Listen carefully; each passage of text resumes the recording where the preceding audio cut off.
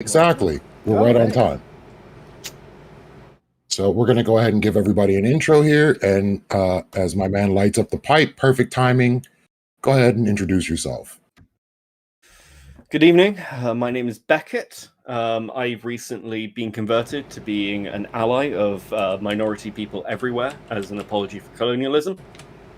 It's really good to be invited on. And yeah, I do, stuff and things. He does them very well. And we have Elder Drazi. Go ahead and introduce yourself. I am Eldrazi, and I pretty much dislike any kind of religion creeping into anything that people are forced to pay for. So I'm all kinds of upset about tonight's topic. And I am ecstatic about that hat you're wearing. Oh, thank you. Is there a younger Drazi? There should be. Can I? What? We can talk about the. What does that mean? Is there Elder Drazi, younger Drazi? Oh, gotcha. Yeah. Okay. Okay. Oh, this is going to be a slow fucking night, isn't it? Right. Hey, I woke up like 40 minutes ago. All right. Is there a middle-aged Drazi? That's what. Yeah, I'm elder. I'm not the eldest. You're looking at him. All right, we got Sprout back again. Him in person. Let's go. Introduce yourself, sir.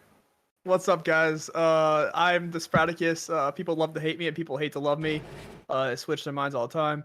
Let's see. I'm actually really enjoying these topics. I've got a very split mind when it comes to religion. I myself am religious, but I don't believe religion has any place in the government. So it's a very split mind when it comes down to it. So I'm probably going to have points on both sides and make everyone mad at me. So you should be in for a good topic here.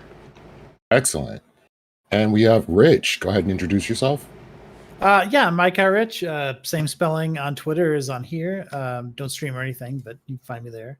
I don't think Sprout's view there is all that rare. I have the same sort of view.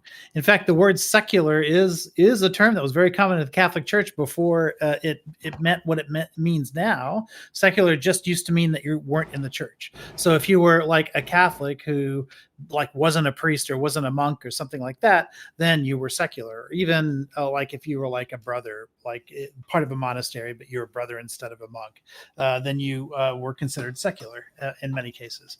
So secularism, like within the context of the church, has a long history. Yeah. Excellent. And amazingly, we got Jacanadar in here today. How's it going, man? Go ahead and introduce yourself. I am Jacanadar Painting on YouTube. I produce for two of the people here and find my way around to all these other people's lovely communities to harass them about the future of communism and the hybridization of systems. But today we are talking about religion, and more specifically the Catholic Archdiocese of Oklahoma trying to get federal funding for a school, despite not only the Attorney General of Oklahoma, but multiple lawyers telling them it was unconstitutional within their state and within the country, saying it was their evangelical mission to make this a reality within Oklahoma. To which I say excommunication is too good for these people. Too good for them. Great opening. And we have the debate queen. Great to have you. We cannot hear you, unfortunately. Uh-oh. Let me make sure she... Something I did. No, I'm making sure that... Oh, she should have permissions. Has she just joined the server? No, she's been here before. I was just making sure. Now we hear her. Okay, there you go. All right. Who hears her? Because it's definitely not me. Thought I heard I don't her hear for a debate second. queen either. Yeah. I was told on here. Debate queen. It has to be something with an input.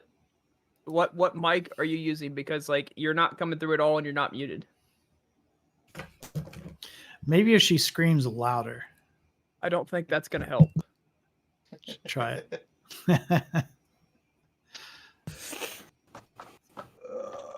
Just like Twitch likes it, the women are silent this panel. So we're sorry, That your call started cannot early. be style. Please treat your call again later.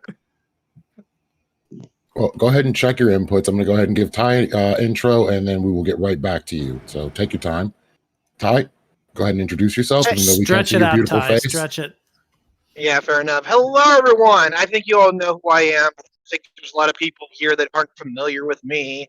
I do apologize for the crappy audio and the crappy video, if I even have the video on at all. I am currently driving on my way back home from the dispensary. So, yeah, just because my timing just didn't work out this week, is that unfortunately I have to do this mobile. So I appreciate you all bearing your wonderful patience with me. It's still allowing me to drop my amazing knowledge. Absolutely appreciate it. I'll say, so without further ado, I am the evil atheist, evil godless heathen that I am. It's always a little bit fun to see that cross-eyed look that people do. And moving forward with that is that I'm sure I have some very interesting takes for people with that context, but I will wait until the panel begins before we can do so. Without further ado, thank you for having me on, Leafy. It's good to see all these wonderful people here. I don't think I have a problem with any of them, so it should be a great panel. Always great having you, Ty. And any luck to make just so we're clear, if Tiberius crashes his car and dies during the panel, I'm not liable. I still refuse to concede. This is actually any how point. Twitch likes it. Twitch likes it just men, so this you did a good job there. I was trying to fix that. Yeah, wait. Hold on a second. I just for any recording device, my hands are on the wheel. I am hands-free. Like, this is perfectly legal, and if anyone has a problem with it, they shouldn't. Okay? Just want to make that very clear. Thank you. Well, all you Don't did read was now chat is while make you're it less driving. cool. Don't read chat while you're driving. Ty. Distracted driving is cool. It's always cool. Well, I'm just saying, if you're gonna do something dangerous, be like, well, This it's is no not different actually than having a illegal, conversation. guys. No, this is no different than having a conversation with the person next to you in the car. Come on. I It's quit. very much different. It's covering your ears to where you're not going to be able to hear the sirens from your right side. It's on my right side. Like, literally. Do I need to turn my camera on again? I have it Yes, on one He's in side. America. so if there's sirens on the right side, then you're not going to be able to hear them. Sprout. He's in Literally, America. one His side. His right ear is pointed into the car.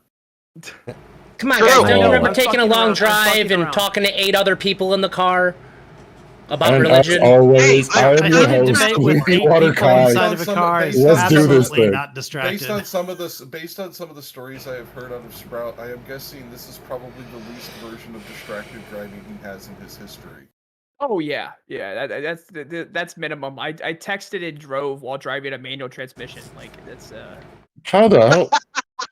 that takes Hey, skill. Hey, in all fairness, Tap takes- typing in all or fairness, I have- smartphone? Hold it. Oh. Tap typing or smartphone? Smartphone, so it's swipe typing. Okay, yeah, that's actually impressive. I guess that's doable. all I right. am So messing I with know it. Debate Queen's having some issues. Can we at least kick off the topic and then bring her back in when she's working? Absolutely. So, a state school board in Oklahoma voted Monday to approve what would be the first publicly funded religious school in the nation, despite a warning from the state's attorney general that the decision was unconstitutional. The statewide virtual charter school board voted 3-2 to approve the application by the Catholic Archdiocese of Oklahoma to establish the St. Isidore of Seville virtual charter school. The online public charter school will be open to students across the state in kindergarten through grade 12. The Oklahoma Attorney General, Gentner Drummond, had warned the board that such a decision clearly violated the Oklahoma Constitution. So the question I put to us is, do we believe that this violates church religion in the state? I'm derping on this. Separation of church. Separation of church and state, yes. And should religious schools be allowed taxpayer money? So we're going to start it off with Beckett. Okay. I mean, it's a difficult question to answer in some respects because it depends on things like kind of equality listings. I mean, does this mean that if you are not Catholic, you can't get admission, for example? If that school has particular zoning, that's probably an issue, especially when school funding from taxation comes from housing district zoning. So theoretically, you could be funding a school that your children are not eligible to attend, which seems a little bit fucked up. If it's just we want to have these particular practices in our school, so for instance, in England, it is very normative for state schools, or at least historically, up until the last sort of 20 years, for state schools to have regular services. Most schools will have services like tied into the local church anyway, but that sort of like goes across denominations. But that's, you know, very Church of England thing. I think it's ultimately a question of what that teaching looks like and whether it follows decent educational guidelines. Excellent. Eldrazi. So, if you want to raise your kids to be retarded, it's on you. But if you want the public to be open to where kids, and sometimes even parents unknowingly, can send their children to an educational facility where they're going to be taught everything on the backbone of God did it, you're doing a great disservice to society. Not only is it obviously unconstitutional, but in order to even do anything remotely like this, this opens up this opens up the taxpayer to having to pay for any religious school, period. If this were to even go through, Satanist schools must be able to be publicly funded. Muslim schools must be able to be publicly funded.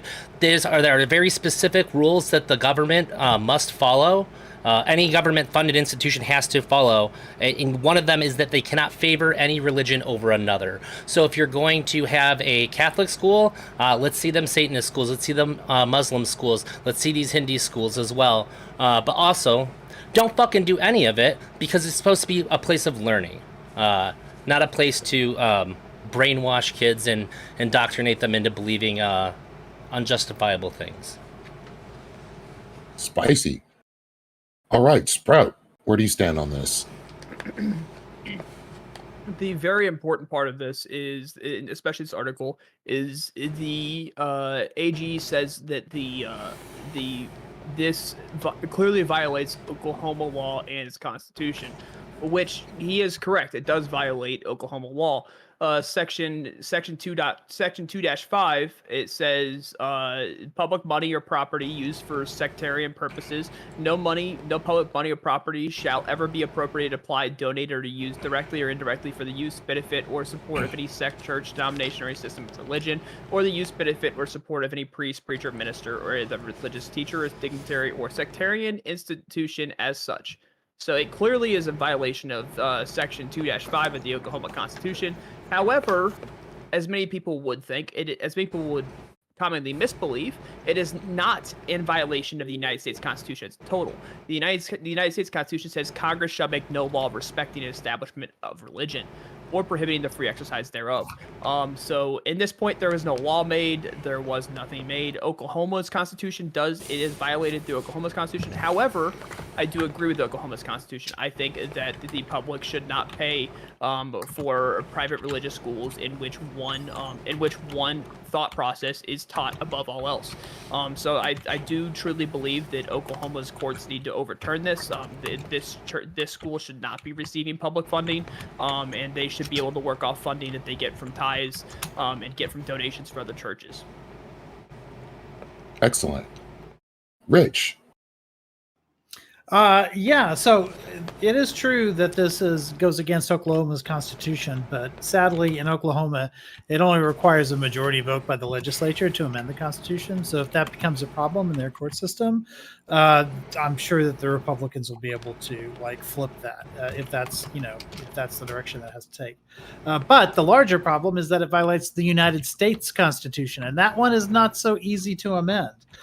So when one of the reasons why we think of the separation of church and state the way we do is because of Jefferson's famous letter to the Danbury Baptists, where the Baptists had come to him with the problem that they didn't want their kids to be forced to go to a school where they would be taught Anglican views on religion, and so they wanted to be able to have their kids get an education that didn't require them to have to live by Anglican values.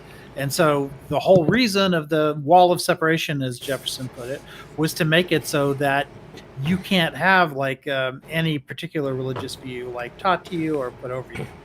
And it's interesting that this is a Catholic diocese doing this trying to do this, because the Catholics are among the earliest sort of victims of religious discrimination in a potentially non-secular America. And that's one of the reasons why separation of church and state happened, would have been to protect organizations like the Catholic Church at that time. And in fact, Jefferson himself said that the mantle of protection here was supposed to cover also not just all versions of Christianity, but Muslims and Jews, and of course, by extension, anyone who's non-religious, which was most of the founding fathers. So I don't see how they can get around this using originalism or founder's intent or strict any constitutional interpretation that you can think of. I just don't see how this could ever pass muster. Excellent. Jock.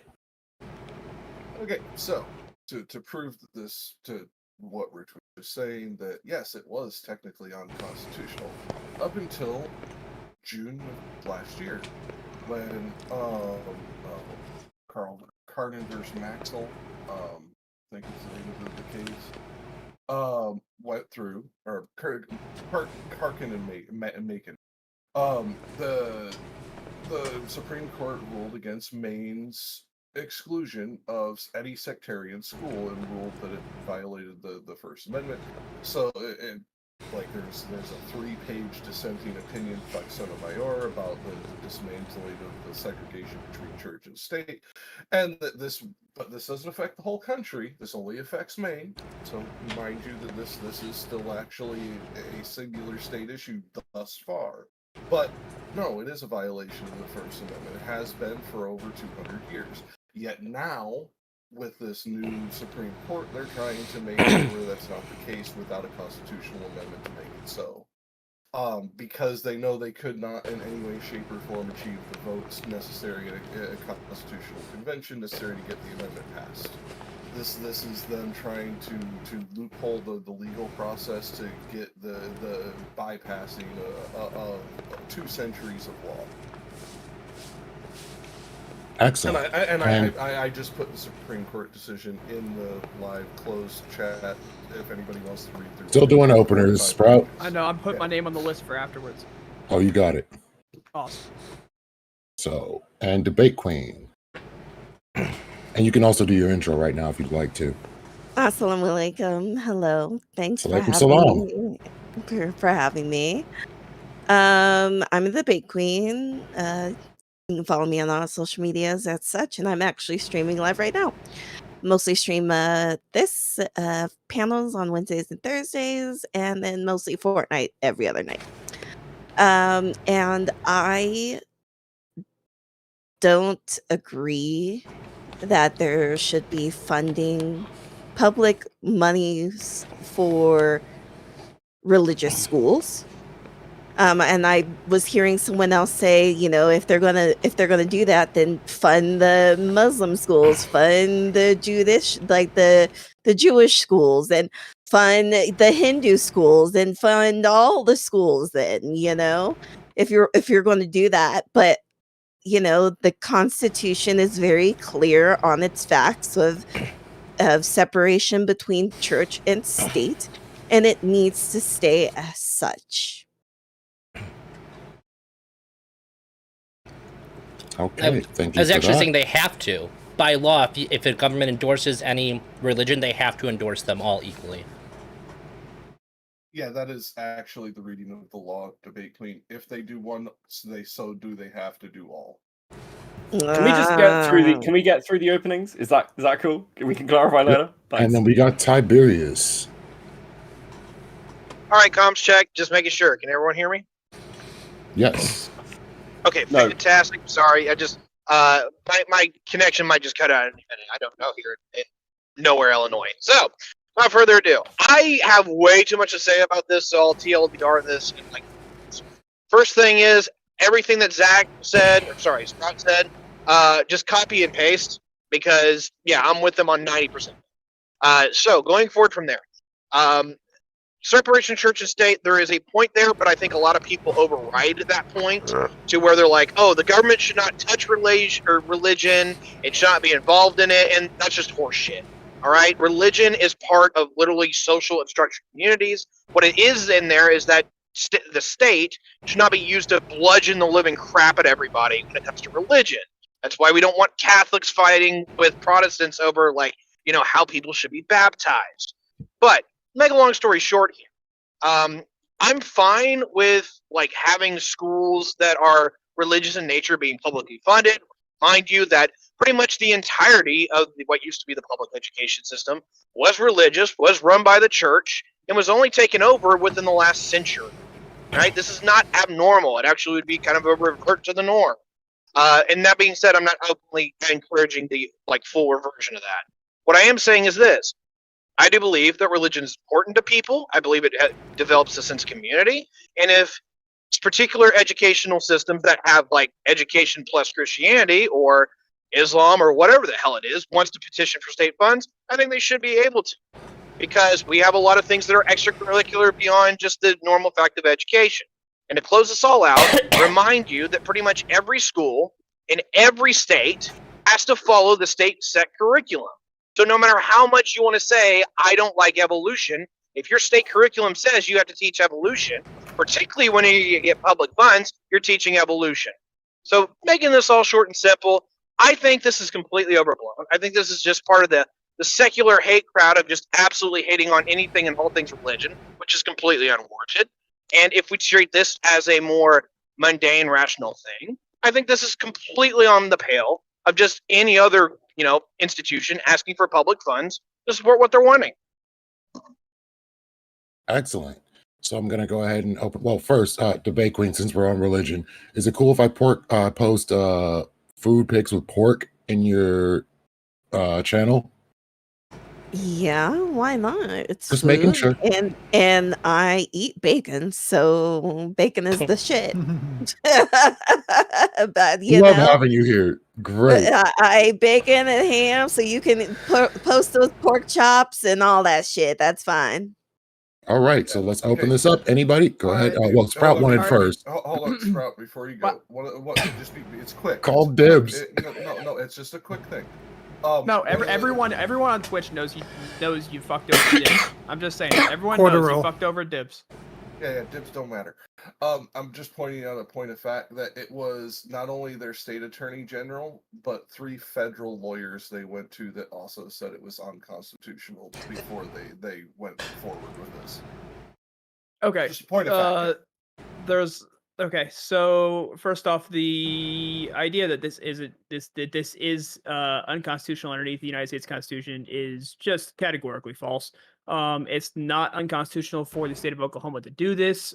However, they would have to do it for all. Even in the decision in which Jack gave, it says the free exercise clause of the First Amendment protects against indirect coercion or penalties on the free exercise of religion, not just outright prohibitions. In particular, we've repeatedly held that a state violates the free exercise clause when it excludes religious observers from otherwise available public benefits. So this is that decision just came through last year. This is what I'm saying legally true until last year. I was giving you that. Okay, it is well, true I'm now. also, it wasn't also, true until then. I'm also bringing in a bunch of other things too. Yeah. I think Thomas Jefferson was brought up in the Wall of Separation. That specifically was a bill for Virginia. That was not a federal bill. That was a state bill for the state of Virginia or the Commonwealth of Virginia. So that doesn't apply federally. Basically, anything someone's going to bring up, it's going to be pointed back to the states. And so there are Supreme Court decisions that flop both ways. In this, if Oklahoma does want to do this, they would have to be able to do it for any other religion that would want to start a school. But at this point in time, it's not federally unconstitutional. However, state-wise, it is unconstitutional. However, it seems like it just takes a majority of the legislation to change the Constitution. So it seems like the Constitution is very liquid. So It's Yeah, not. but to the There's to an the extent establishment that this clause in the was- First Amendment. Wait. He's talking about the Oklahoma Constitution is wishy-washy, not our Constitution is wishy-washy. Yeah, but there's That's all also I'm saying. the fact that to the extent that this was intended not to be inclusive for everybody, then it is also unconstitutional. Don't forget, Oklahoma is the same place where they wanted to put the 10 Commandments However- like monument down in the Capitol, and in order to do that, they also had to put like the statue of Baphomet for the Satanists. However, and as a result, the Supreme Court then struck down both so that they could get rid of the Baphomet statue, and then had to get rid of the 10 Commandment statue as well. okay. I however, think they should just put the Baphomet unless- statue in. If they just put the Baphomet statue in, they'd be covering Islam as well. So I mean, However- it's like a double whammy. However, But it's a word. It's a unless- word meaning Muhammad. That's what Baphomet means. It means Muhammad. However, unless Oklahoma does this Hold for other on. religions, Let the debate queen speak real quick. It's unnecessary it. to ever put a statue of Muhammad out. That's blasphemy. You put Well, that is you know, that is but- true. But if you put a statue out of Baphomet, because like the history of Baphomet is it's essentially a regional word that was around during the Crusading period. It's why the Crusaders were accused of using the word. It's a word that they picked up, but it was just regional. But technically, it's not an image of Muhammad. It just happens to be like the regional use of the name however, because it's if Anyway, go ahead, love.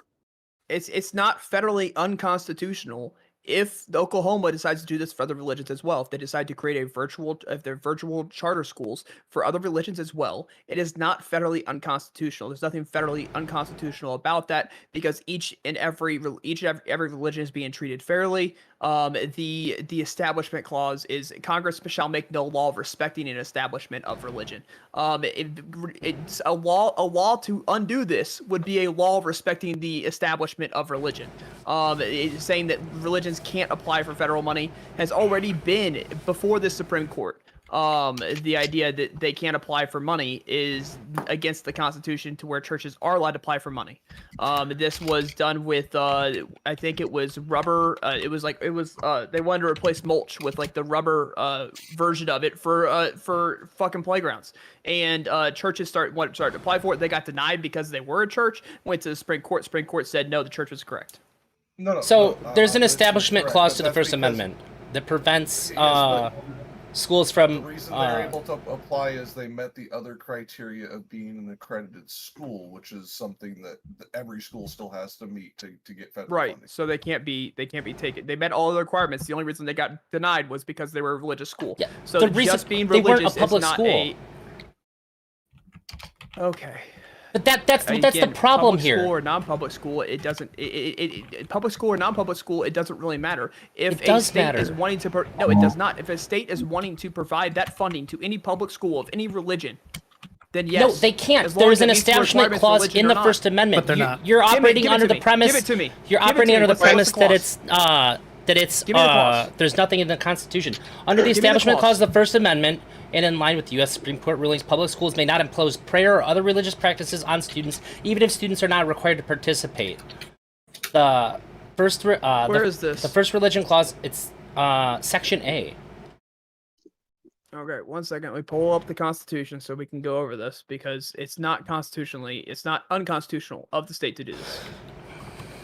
In the meantime, I will make the point of Before you go any further, it wasn't until June of last year. And now it is. Now it is constitutionally protected that they can apply. Let's see. uh, No, Look, in the the mulch thing was before June of last year.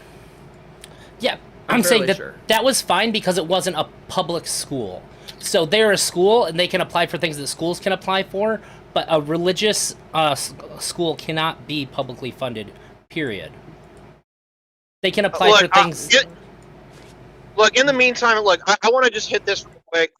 I'm fine if someone wants to go on like, oh, it has to be only for a public school, but I'm not going to float that boat until we outlaw charter schools. If you guys want to go down that road where it's like, hey, look, anything that's a private institution can no longer be done in education, then I might be considering it. If we're just going to die on this hill, like only public schools, nah, this not flies. We have way too many private schools for people to get away with it. Shit. Well, Yeah, there's private and nothing wrong with charter are two private different schools. things. Yeah. Hold on. Can I just acknowledge this? Ultimately, all of this is just stemming from Black people being able to be in the educational system. Thus, we have a lot of these schools, whether they be homeschooled children or other schools, whether they be religious or charters, where they're not public.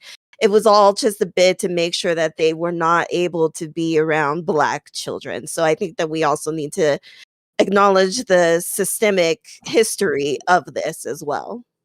I want to What accuse a- you what- of what- coming out of left. Wait. No. I want to accuse you of coming out of left field, but that was such a fucking stretch. It just came out of fucking orbit. Are you serious right now? Like, why does everything have to be rooted in some level of like oppression or difference just because some asshole decided, hey, I want to have this thing over here? Tiberius, Jesus Christ. Tiberius, we've talked about this. Since Katie opened her eyes, we as white men should be fully supportive of any points made about minority Stop groups. LARPing. Look, you're smarter than this. Stop LARPing.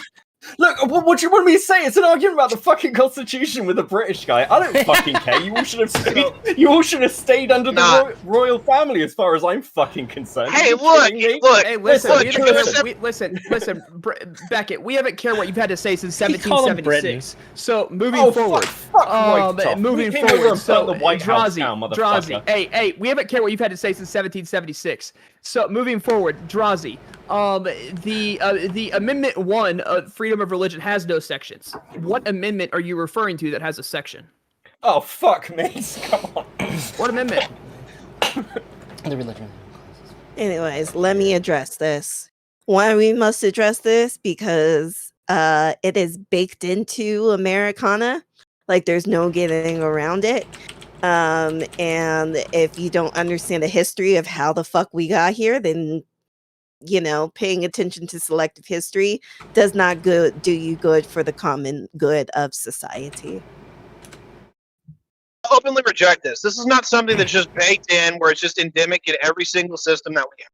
Has it happened? Yes. Has it happened particularly in the South? Yeah, sure. And I'm not, this is everywhere. This is everywhere. This is everywhere. This is not just the South. Yeah, all this is people are everywhere. racist. We all just don't want to have. We don't want to have schools with Black people or brown people. You know what? We just want an ethno state. Why can't we just be no? Fuck you. Fuck this. I'm not engaging. We can't have an ethno state, Tiberius. It's not supported by the Magna Carta.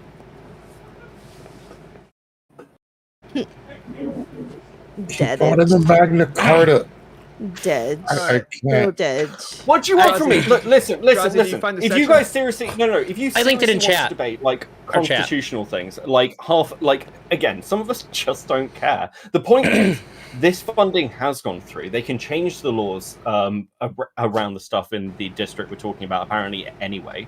Like the question is, should stuff like this be should funding be given to schools for religious things? Well, like there are multiple ways to look at that. If you want to look at the exclusionary elements, like I brought this up in my opening, because the way funding works in America is by your like general districts for housing. So are we talking about like taxpayers actually paying taxes for a school they can't send their kids to? Because that seems fucked.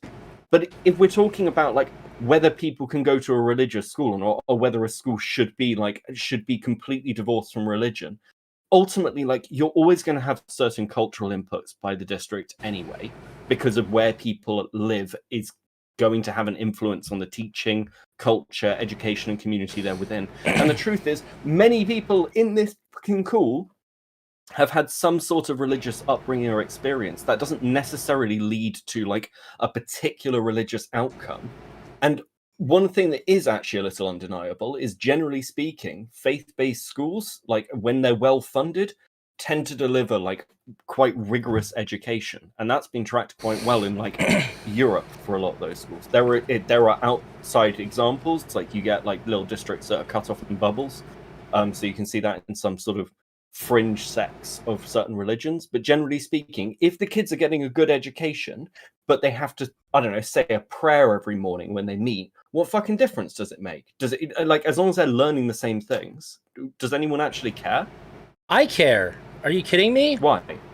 Why? Same. Yeah, I some think people if you do. making a kid say a prayer beforehand, like I don't want my kid having the same people that are teaching them how to think, to incorporate these made-up traditions as part of Okay, any fair part enough. of the curriculum. Wait, we Fair- do fair- understand. fair enough. We do understand. So a virtual school, right? They don't have districts. This school's not going to have a district. The school is going to be an option. We do understand that, right? I think It's we're being more irrelevant to me. nebulous than that. It's an opt-in, opt-out, but like we're getting more in the meta here of, all right, should people be allowed to go to these religious schools that are publicly funded, right? And the real thing here, and like I actually do respect this point a little bit from Drazi. I'm going to smack him with it here in a minute, but it's like, all right, this school is going to teach something to my kids that I don't like. And that's one of the reasons why I don't like the idea of school choice, because like that's going to happen in every school system you come across. But like when it comes down to it, there is indoctrination, because that's the job of a school, is to indoctrinate your kids in ethics and values that society finds important. Is this true of LGBT teachings in school then, or not so much teachings around sex education, but the stuff we're seeing at the moment with Pride? I would say it is. Does that come under the same category then? I would say yes, but that's my take. Well, see, No. and no. Here's Why? my thing. Before. Hold on, let him answer. Why? Well, I mean, I guess I see literally no parallels here whatsoever. If you want to suggest that there is a similarity here, or that I should consider them in the same like ballpark here, I'm not talking I about would sex charge you to. education. I'm talking about things like Pride days, BLM days, like general cultural days, like that are to do with different people's beliefs and have a political or ideological orientation. Should all of those be banned as well in public schools? No. So my No. problem with religion is specifically that these people, that the school endorsing a religion, these are educators. These are people that my kid goes to the school. Those teachers are endorsing political points of view as well by pushing those things in a divided country. Should they be banned from doing that in the same way they should be banned from like pushing religion? Because if it's a separation from church and state, then surely like public schooling should be for everyone, regardless of your like ideological background, religious or not. I think that religion is special in that it purports to explain things through illogical means. If you want to talk about LGBT issues, this is something that's real. It's actually happening here. Like everybody can see it. I don't want my kid to be learning math from the same people that are teaching them that God breathed life into the universe. Okay, but everything that happened because God did it. But that doesn't exactly. Wait. These are I dramatically different things. I need to go against this. So first off, Yeah. I'm gonna attack this first off. But first off, the Establishment Clause, even the source you sent me says this clause not only forbids the government from establishing an official religion, but also prohibits government actions that unduly favor one religion over another. So Yeah. Again, I will state, if Oklahoma is willing to do this for any religion, then there is nothing unconstitutionally, federally about it. But they're Federally, not. this would be constitutional if they're willing to do this for any other religion. It's they're not. federally constitutional. Now that we have that down, this would be federally constitutional if they're willing to do it for any other religion. So It's now that we have not, that down, this but they're whole not. idea. I'm this- saying this that even whole- if they did do this, which would be against the Constitution, they would it wouldn't be also against the have to do this. Constitution. It's not unduly favored. Okay, so if they implemented it in a way to where they kept religion out of it, to where no students had to be exposed No. to it, No, you yes, can that's have part of the religion. Establishment Clause. No, you can have religion. You can have religion in the school if they're willing to create separate schools and be able to fund these separate schools for the Muslims, for the give every other religion you want to out there, right? If you're willing to Satanists. give these funding for these separate schools, then it is not unconstitutional. I As know, no religion is getting unduly favored.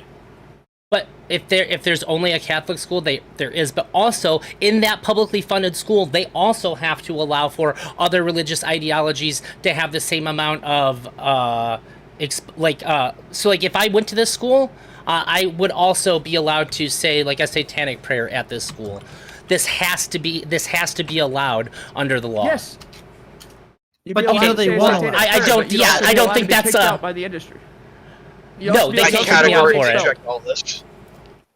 But you're wrong. I went through this in my own high school. The reason why I went and got my GED Again, was your is high because school a I religious was school? not officially, but it was endorsing Christianity. The church was allowed to come in there and do all kinds of shit, and I was not allowed the same freedom of religion that Christian students got. So I came to school wearing a hoodie that said that I'm wearing this hoodie because I don't have the same freedom of religion that a Christian student has, and I got threatened with expulsion for it, and I did all the research on these laws. If you opt into a Christian school, which is not, it doesn't have a district, it's not districtized, or whatever you want to call it, it doesn't have a certain amount of land where everyone in this amount of land goes to this public school right off the bat, right? Well, it's not districtized, but they're pulling money.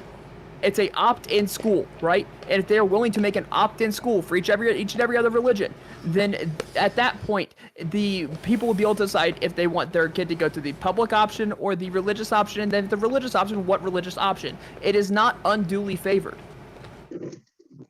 Well, it is I second this. if you don't have people from all these other religions that have one of those schools actually available to them. Like we all know the culture in Oklahoma. They're not going to allow a satanic school to like open up and have these same options. It's simply not going to happen. And so, to that extent, it is unduly favoring one religion over another. Once a school gets denied, yes, I would consider it unduly favored. Until a school gets denied, it's not unduly favored. Oh, they're it working does, on it. however, The same people who put up the Baphomet statue, again, they're the ones working on it. I'm Let me making the needle this. argumentation. I disagree with this. I disagree with what Oklahoma is doing. I'm making this simple argumentation. This is not federally unconstitutional.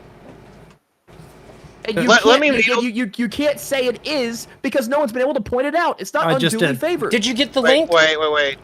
I sent the link in this Discord chat. Yes, it's not unduly favored. Yeah, you guys aren't going to agree on this, and I don't want to see you guys beat the shit out of each other on that point for the next 30 minutes. Second of all, is that when it comes to like what Rich said regarding like the favoritism, I'm going to like split the hairs here because I think this is relevant. If you're having like a Catholic school and a Lutheran school and like some other variations of Protestant, and there like multiple schools are applying for this kind of thing in Oklahoma, yeah, pretty much all of them are going to get greenlit. But he is correct that there's going to be other schools that are, you know, somehow just not going to get that funding, right? A satanic school is probably not going to it. You know, an Islamic school is probably not going to see any kind of public funding. I agree. There's not going to be 100% good faith or bad faith in any of them. What the problem is here is that just because there is a open door at all to where it's like, hey, 90% of the student body identifies as X religion, and people are like, oh, well, the other 10% isn't like fairly represented. I'm going to call bullshit on that one. Just because people vote with their own feet and actually go to a particular school does not mean it's favored by the state. So they tried this in Louisiana a while back. It was about 10 years ago under Bobby Jindal. He tried to make it so that like religious schools could get this sort of funding, and it passed. Like he got it done, and then immediately what happened is 3 Islamic schools applied for that same funding, and everybody in Louisiana freaked the fuck out, and they turned around and they repealed that same law. Because, and this, by the way, this is the kind of stuff that happens over and over again. As soon as people realize that like public funding of religious institutions means that it's not just Christians that get the funding, all of a sudden like the thinking on it flips. It's the same thing that happened with the Baphomet statue. Like it's gone now because they realized all I want to say is this, is that I'm familiar with that, and I 100% approve of that. People actually had consequences for their actions. They accepted the consequences. They undid it because they didn't actually want to go down that road. It's fucking based in Louisiana. It's the best thing I've ever heard of that damn state.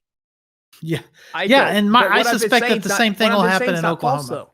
But what I'm saying is not false, though. Then what I'm saying is, if it's offered to every other religion, it is not federally unconstitutional. Right, but it won't be offered to every other religion. It'll only be offered to those religions that we Oklahoma don't know wants that to yet. Support. We know enough about Oklahoma to know it's inevitable. We have a pretty good idea, right? But we don't know that yet. Now, if that problem does present itself, which was I'm disagreeing with what Oklahoma is doing because I already see this as being an issue, then yes, it would be federally unconstitutional. As it sits, it is not federally unconstitutional. Hey, yeah, except that James is better than keep running the same. Damn it, I don't want to fight about this for the next 30 minutes. Like, no, okay, so here's the thing where, like what Rich is pointing out, which I absolutely agree with. It's not federally unconstitutional. You're not gonna get him to admit it, all right? Like, I don't want to do this for 30 minutes, please. All right, look, here, like the point that Rich is getting to, which is 100% like awesome, is that you know what? If Oklahoma does this, or if any school in America does it, and I say, you know what, fucking let them.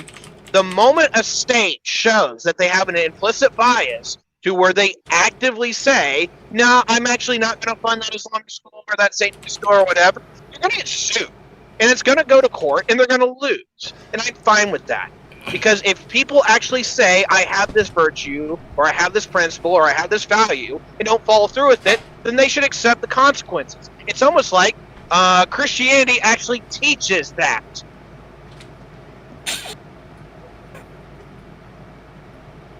Are we good? Can we stop arguing about the Constitution now? Is that? I mean, think- yeah, I think we're good. I'm sorry you walked in on an American law topic. I got as a fucking British, that must invited be to kinda it. hard, I got so I'm invited sorry. to it. No one No, mentioned like- the fucking Constitution to me. Wait, I would have gone and wait. fucking brushed up. Like, what do you people want from me? Like, fucking hell. I mean, all I expected Yeah, to do was read Right, the is article. this how Hold on, you hold on. treat? No. Is this I how you got treat shushed. I got your shushed new earlier. ally to black people? I cannot believe this. Right, that's it. I'm becoming. No, that's it. I'm becoming a white nationalist. Fuck it. I'll go Okay, to all right. Nick again. Wait, We've gone in Okay, two Alexa. directions. Yeah, So someone let Jack talk, and then I want to. Yeah, okay. So going You're back okay, to the Jessica. actual topic, no, I only expected anybody to read the topic of the topics that were in the article, and that was mainly the Oklahoma Constitution. And I really didn't expect us to go off into the tangent on the American Constitution like this. I really thought we were going to end up focusing on the Oklahoma. But as I know, I'm herding fucking cats. I should never expect Here my you go, plans to go James. fucking as This Jack. is Jessica. Jack, the Oklahoma Constitution is clear cut. And I know. and I Bro, thought please, wait, buddy, wait, please, go I'm on. not I'm real literally quick. not I'm literally not going to stay on this. So I do appreciate it. I know. Okay. The Oklahoma Constitution is clear cut. I didn't expect the vagueness I of did- I didn't expect the supposed vagueness of the federal Constitution, but I will move on and move forward. That being said, going back to what's actually said, my biggest complaint here is less the legality and more the impetus that this is a Catholic archdiocese doing something that is contrary to the dogma of the Catholic Church. As Yes, they Wait, it is. function wait. within the United States. Wait, As wait, they wait. fun- How- As they have functioned within the United States for the last 100 years. I was finishing. This is the first school. This is the first So- archdiocese push for this. In Okay, 100 years. but there's historic reasons for that, Jack. That's not because the Catholic Church has flipped on its morals. It's because, like, I didn't say that. historically within America, Catholicism's been on a massive back foot to Protestantism because Catholicism was so closely linked to the Irish. So that's None of not us I'm just disagreeing with. yeah, but that's not the Catholic Church changing its position. This is the Catholic Church's position across the whole of Europe for basically Okay, the whole of its existence. Changing its actual actions. How about that? I think it's more the Catholic Church taking the advantages that it has as Protestantism falls into disrepute. Well, like I said, taking different actions than it has for the last 100 years. Yeah, You and could argue I that it think was that's oppressed. I would argue that honestly, it was because the deal that they made was advantageous for the last 100 years, and now they see a way that can be more advantageous. That's honestly the way I viewed it because of the agreement that was made. I mean, with I the don't. archdiocese back in Again, the like it's a 1900s. question of Yeah, like things like, for instance, like the question of creationism. Like, will creationism be taught in school? Well, the Catholic Church's dogma and stuff like this has been pretty clear for the last like almost 100 years now. Evolution is real. Like, generally, science is accepted. The birthplace of most of natural philosophy and like early science, at least within Europe, is within the Catholic Church. Like even things that were like oppressed. No, that's just a fact. Like even when Galileo was like put on house arrest, he was writing about conversations he had with the Pope, who was an astronomer. Like these like the links between the Catholic Church and education go back over 1,000 years. So the idea that the It's not Catholic untrue, Church is going but to... they had their hands in everything. It had to be the case, right? Sure, No, but it's I also wanna- like in comparison to like when you look at like some of the stuff that happened with the Orthodox Church or later Islam, for kind of like educational oppression or cutting things off outside Islam's like kind of golden period anyway. Like the Catholic Church has been pretty broad and liberal. Now, there's political reasons for that because the Catholic Church is not the all-powerful thing that people modernly assume it is. It was mostly, functioning as "please don't crush us." But at the same time, like looking at like a school taking up a Catholic charter, for example, there's such a huge precedent for the way the church handles those religious things. I don't think it's like an issue that kids are going to get indoctrinated into it. At the same time, like we look at kind of like Jewish schools and Islamic schools through Europe, they're highly successful, provide good educational groundings, give you good community groundings as well. I know this is virtual, so it's not the same thing, but generally speaking, everyone's like can see the benefits of those strong community links, and having those community links like tends to lead to like better, more productive citizens. Whereas when people are really disconnected, you end up in with like huge issues, and that's borne out in like sociological studies. I don't I wanna disagree back that up, we need damn that it. community aspect, but that's the best thing the church has going for it, and is devoid here. I want to back up Beckett here on pretty much on everything he said. And regarding that, the Catholic Church is kind of interesting. Like, we could probably smack on a few other people for being far worse, but people need to remember that modern science is not an anathema to any and all things religion. In fact, it's birthed out of religion. It was a bunch of Christian philosophers who believed that studying the world and, like, basically, quote unquote, studying God's creation was the best way to understand God. And they literally built out the scientific doctrine. Like, literally, you do have people who get like Galileo while fighting with it. He's 100% right on that. You have people who are not atheistic in any way, shape, or form, such as the guy who actually discovered that the solar system was heliocentric. Devout Christian. You have all these kind of things, and it's not As just a matter because of fact, it's the As a matter of norm. fact, Charles Darwin, the father of evolution, came up with his book and everything. And when he came back and realized that they were trying to use his work in what he's put out to disprove God, he then spent the rest of his life trying to prove his own work wrong. That way they couldn't. Yeah, do and that. I mean, just to give another like That more, sounds very like, recent unscientific. example. Yeah, but like let's give it like a really recent example. The University of Leicester, I believe it is, about five years ago, published an entire study of the works of Bishop Grosseteste, because his descriptions of how God made the universe, which he basically said that God literally introduced light, because the light has an instantaneous effect of lighting a room. And like when you look into his readings, it looks like he's describing the Big Bang. So like there were physicists doing studies on old religious like natural philosophers. So this idea that it's been hugely disconnected for long periods of time just isn't accurate.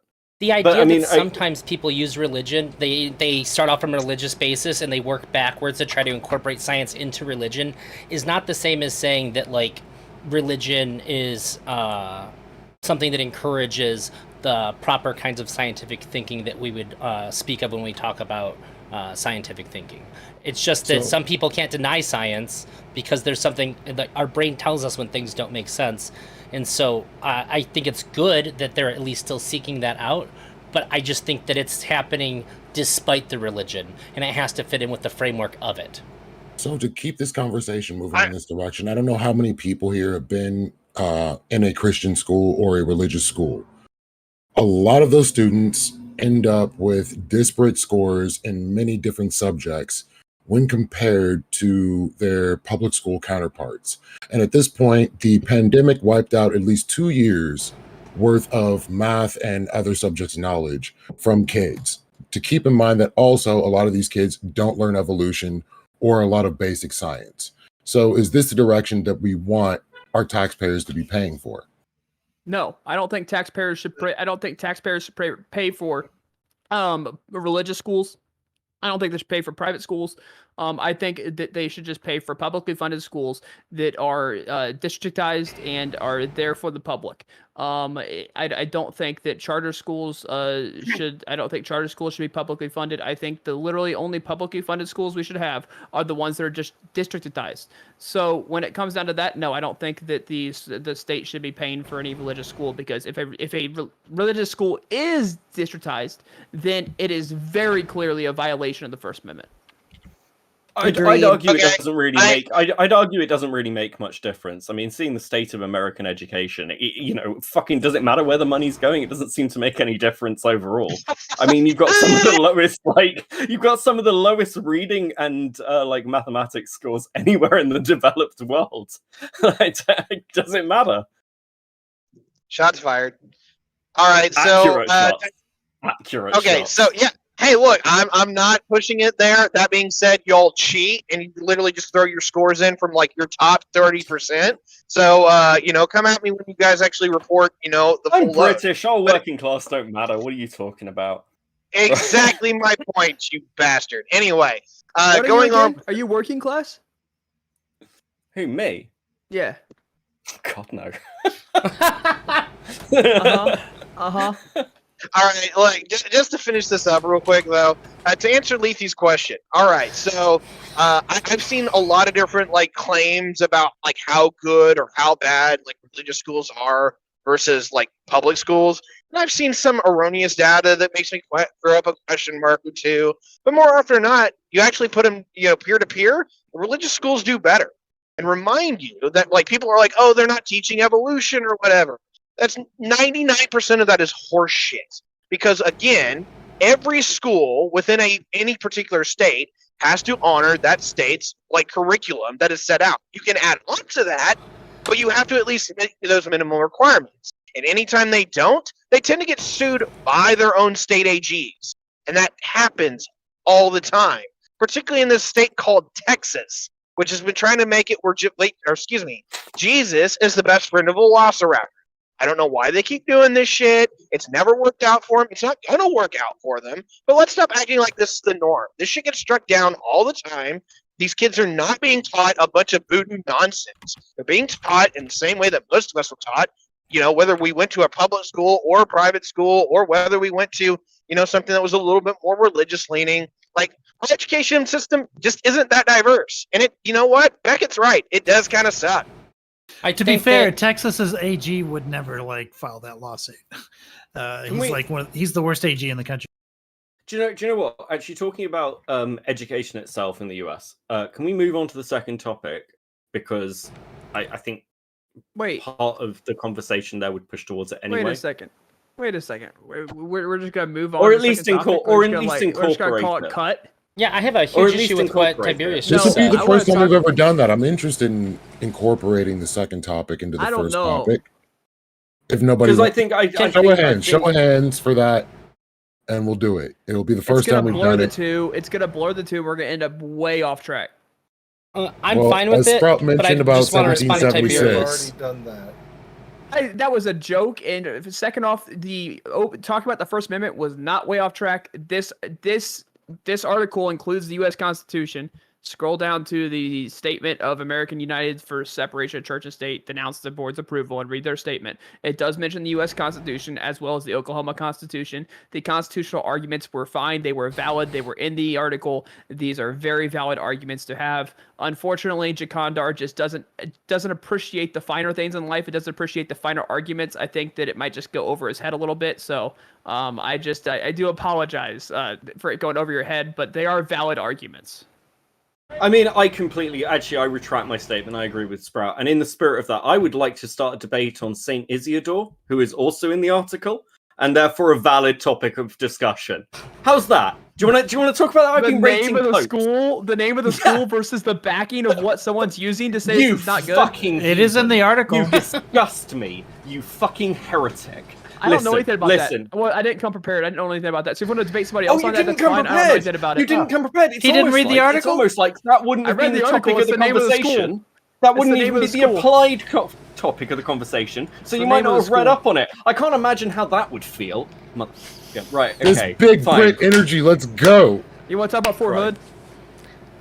I not Fort Hood anymore. What is it? I What want is to it? talk about Freedom? banning the Bible. Wait a Finish minute. up the fucking Please. response point. Okay, All please right. stop. Fucking I- what? I just When want to Irish respond to people start Tiberius. yelling like this, stuff. Other than needs that, to I'm be happy. built. So, all right. So, anybody that has one last thing to say about this, let's do that thing, and we're gonna go ahead and merge the topics together.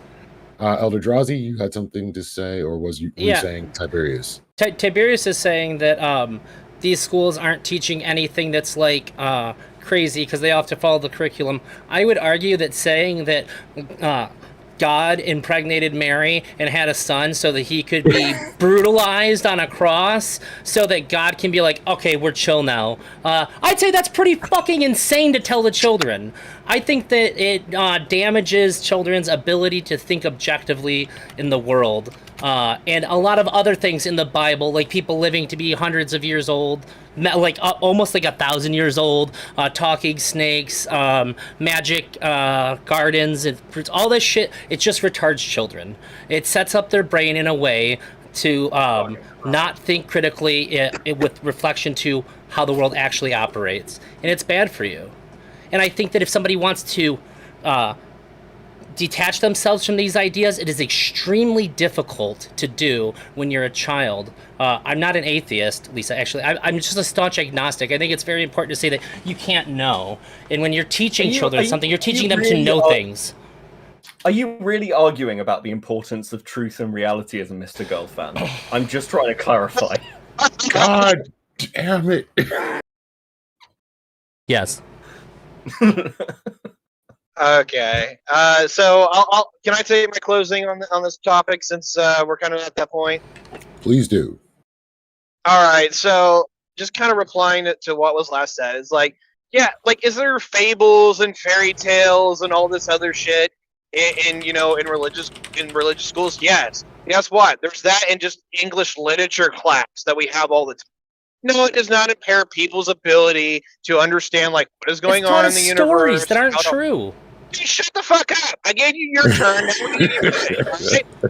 All right, look, yes, they are stories. Now, will the Christians advocate that it was like a lot more real? Yeah, that's one of the things that I fight them on, is that they take their Christian literalism way too seriously, and I don't appreciate it. But 90% of the work they do is actually far better than you give credit for. They do actually care about morals, principles, and values, whether you agree with them or not. They actually give a shit about building communities, which is why they kick secularist ass at being there for you and actually taking care of you instead of just waiting for the state to take care of it. Yeah, like, I like and appreciate the work that religious people do. I think 99% of the hate they get is, I'll put it this way, 80% of the hate that they get is absolutely unwarranted. It's just a bunch of people who are LARPing against anti-traditionalism because it's just the thing that's in fad now.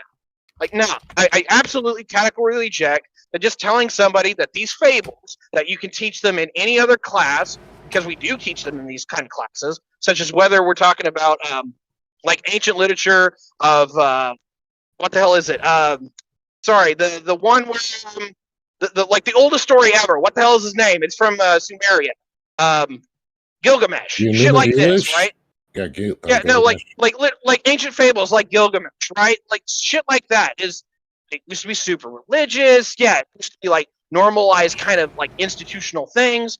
No, it didn't make everyone retarded in the past. It's bullshit. Yeah, they didn't tell them if they didn't believe in the Epic of Gilgamesh that they were gonna burn forever and be detached from God, which they're also pushed to believe. That's not how any of these other stories are told. In a religious school setting, they are bringing in the religion. They're not just bringing in stories. Like, I have no issue with anybody say if you want to teach about religions in school and say that this is what some people believe, that's fine. But you can do that without bringing the religion into the school. When you allow prayer, when you talk about things from the religion as though like this is what's going on, this is a problem. This is what. You're allowed to pray in a public school. Wait. One at a time. Who wants first?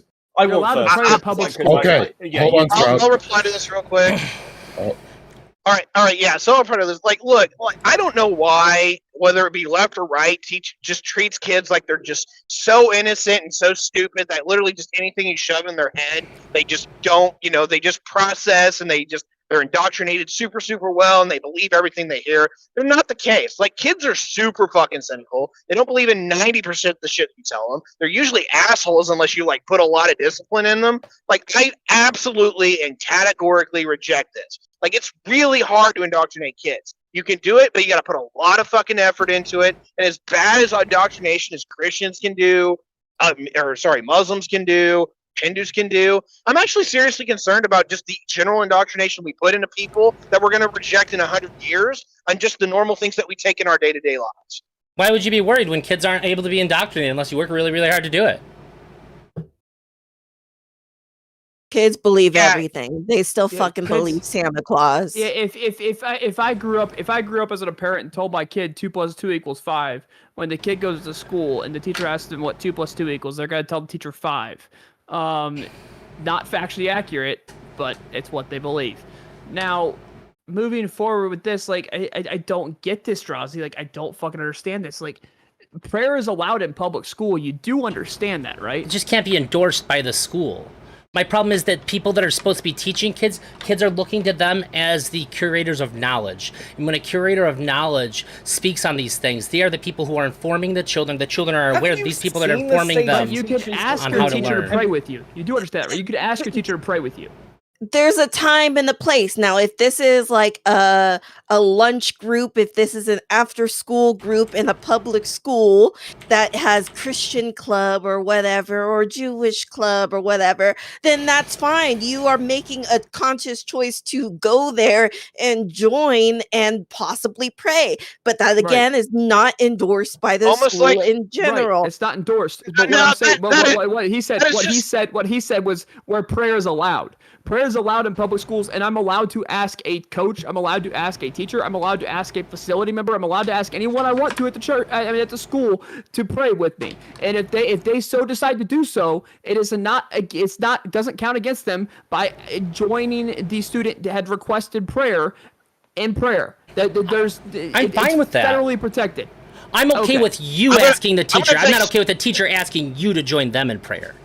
Okay. You're not I'm gonna responsible seriously- for the way that your teacher is going to think. You're not responsible for guiding them through any part of their life. They are an authority figure over you. They should not be asking you to join them into something Okay. that is As long as that's indoctrinating. clarified. As long as that's Yeah, I don't clarified. care about that. You're a kid. Wait, You're allowed to ask adults to do Jesus anything. Christ. It's on them to do the right thing for you. Okay. All right, two things here. First and foremost is that I want to make it very clear that I think it's ridiculous that just because we have a different order of scale where people are like, oh yeah, you can have Christian club or Jewish club or whatever, but you can't have Jewish school or Christian school is absolute fucking horseshit. If you can choose to go to Christian club, you can choose to go to the Christian school. Second point is that when it comes down to like the authority figures, I do believe that children are far more, free thinking than a lot of people give them credit for. And yes, there is a massive difference between a 4-year-old and a fucking 8-year-old and a 10-year-old and a 13-year-old. Because those 13-year-olds don't listen to a damn thing you have to say. And you all know it. All right? And then finally, My 15-year-old listens what I to will- shit I say. Are you kidding me? You just gotta I raise don't them right. believe you for a second. And without okay? religion. All right, finishing this off is that I lost my point because you interrupted. All right, have fun. Ty is extra spicy today. So let's merge Listen, this together. I and that just the want to say Bible- that Oh, go ahead. that it is, if we're going to talk about religion, it should be on the parents to talk about religion. It should not be the system, the state system that do it. If religion wants to be indoctrinated, then let the parents indoctrinate your children into religion. It should not be the other way around. But yes, let's go. Based. Oh yeah, that actually reminds me of of the other point. Actually, There we I go. categorically reject that part too. So the problem is that we keep acting like that we should just let the parents indoctrinate the kids into whatever they're supposed to believe. And on paper, I can appreciate that, but that's not how this works. We all know this is not how this works. Schools are an instrument of indoctrination because what we do and what any society does and should do is tell their children that, hey, we are a successful society. This is what our society believes. This is our morals. This is our values. And this is how we propagate it in perpetuity. Is it a lot of work? Yes. That's why we shove kids into school for 13 years plus. But it does make differences. People actually know what liberty and freedom are supposed to mean, at least to some degree.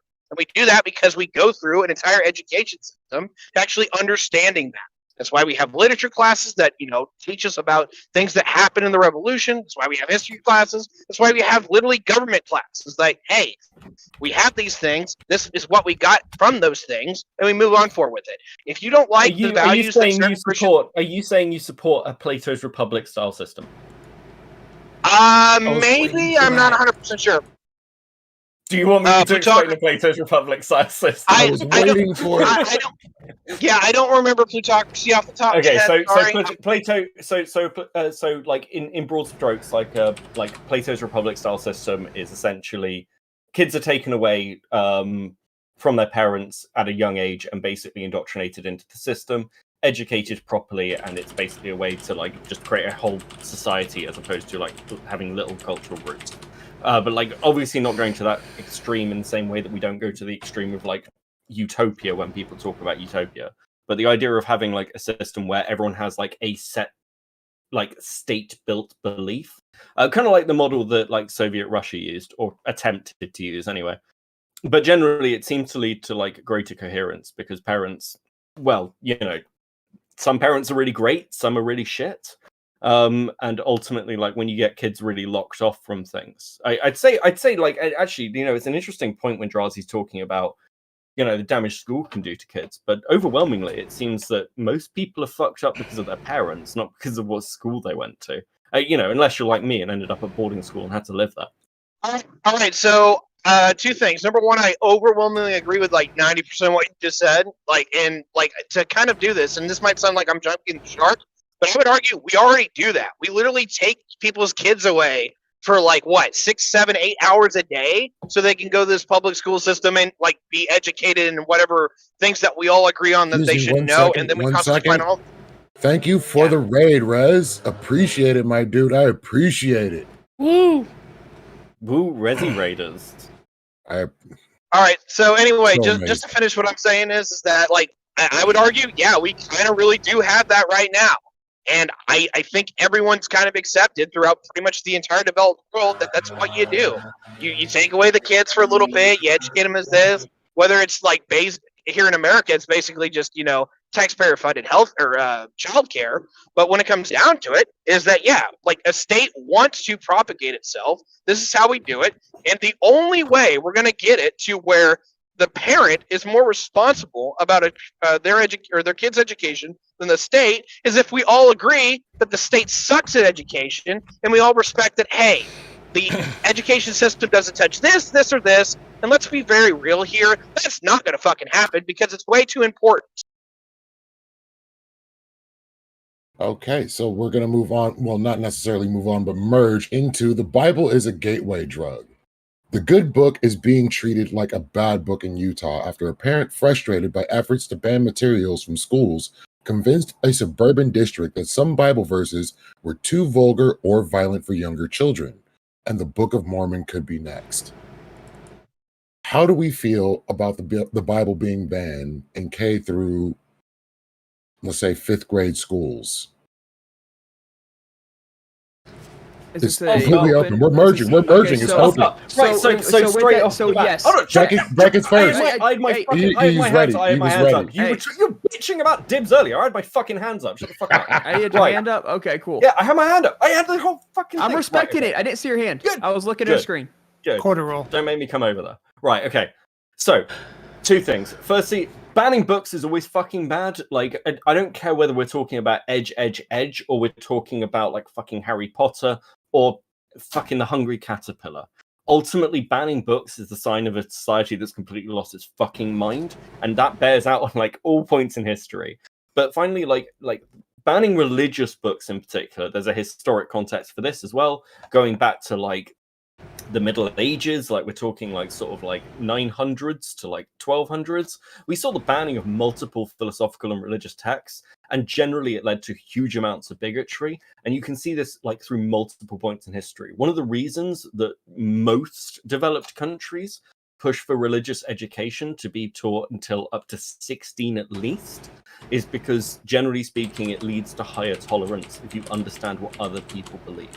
And if you're banning religious books, even if those religious books are ones that many people in your community and society may believe in, it's going to lead to larger intolerance. And, you know, things like, you know, questions are out like, should people read the Quran? Of course you should read the Quran. Of course you should read the Tao Te Ching. Sure, you should read any religious book you can if you're trying to understand certain cultures and principles. So, yeah, banning books, really fucking stupid. But that also goes for the right banning things and unless I know there's a pornographic clause, but I think that comes under the question of like whether this stuff crosses legal bounds for some sort of pornography, basically. I'm actually pretty well on your side. I think that, like, if a school wanted to ban the Bible, I'd say you have to ban all religious text.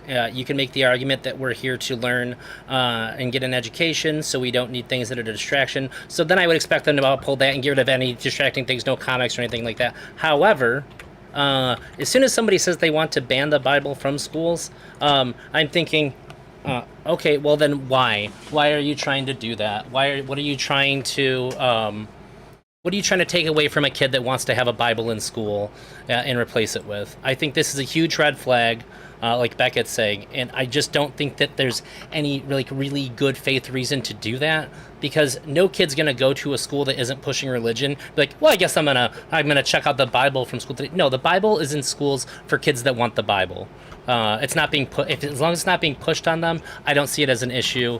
And if you want to take a kid's Bible away from them, I think you're probably pretty fucking malicious, and I'd have a problem with it.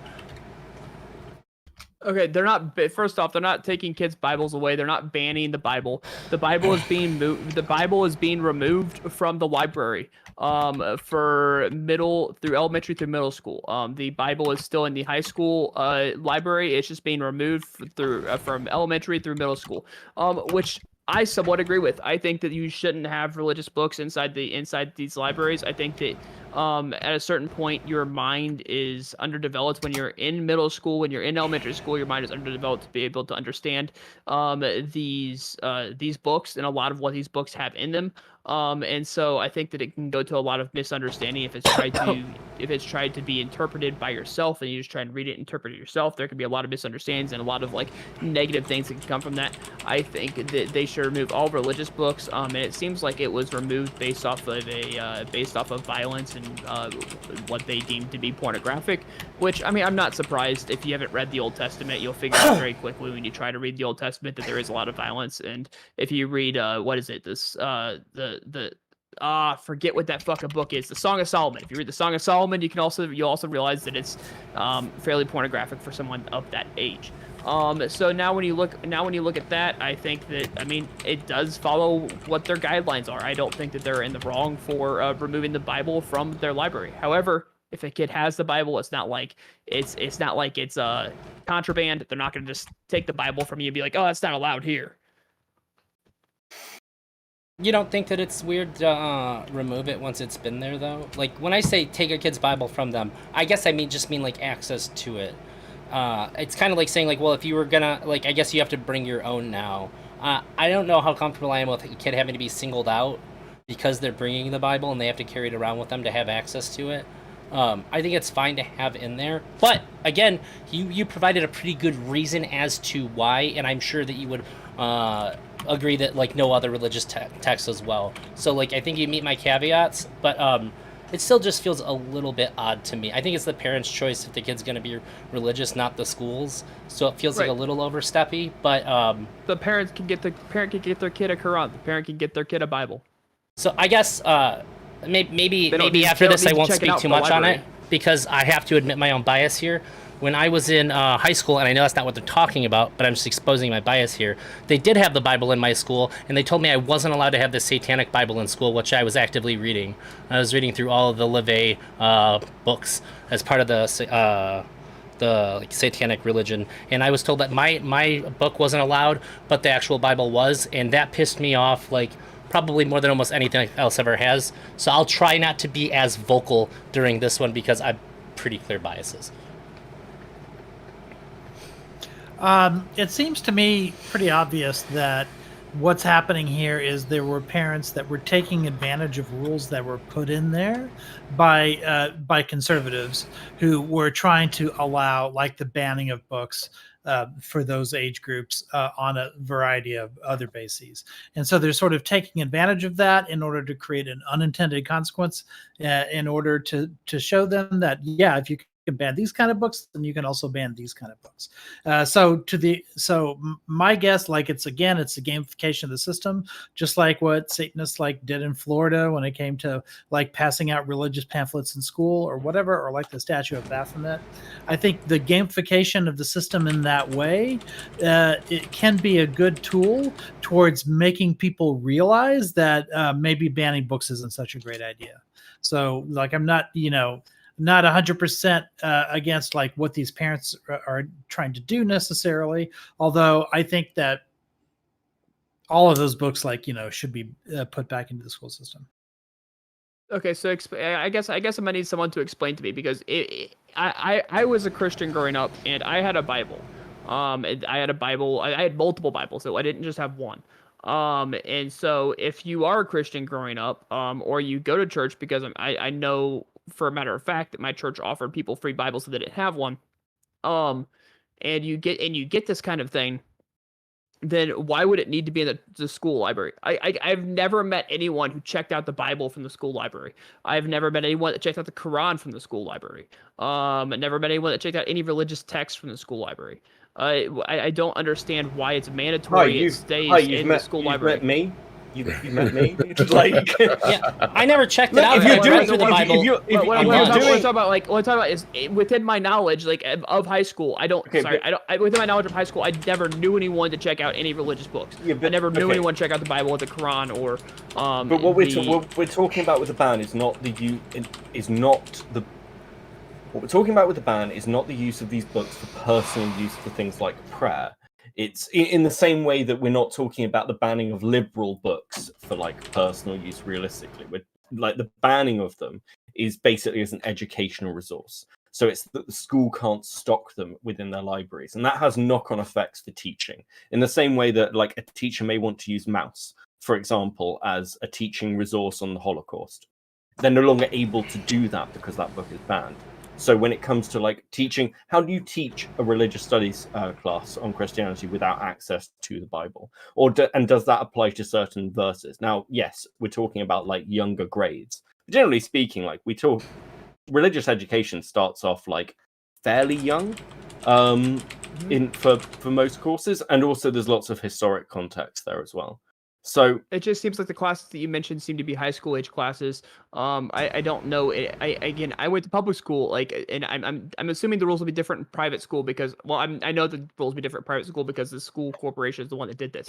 But but for public school, I don't know of any public middle school that offers like a Christian class that you can go to. Like there wasn't really an offering when it came to middle school of like, here's your extracurricular activity or extracurricular classes you can take.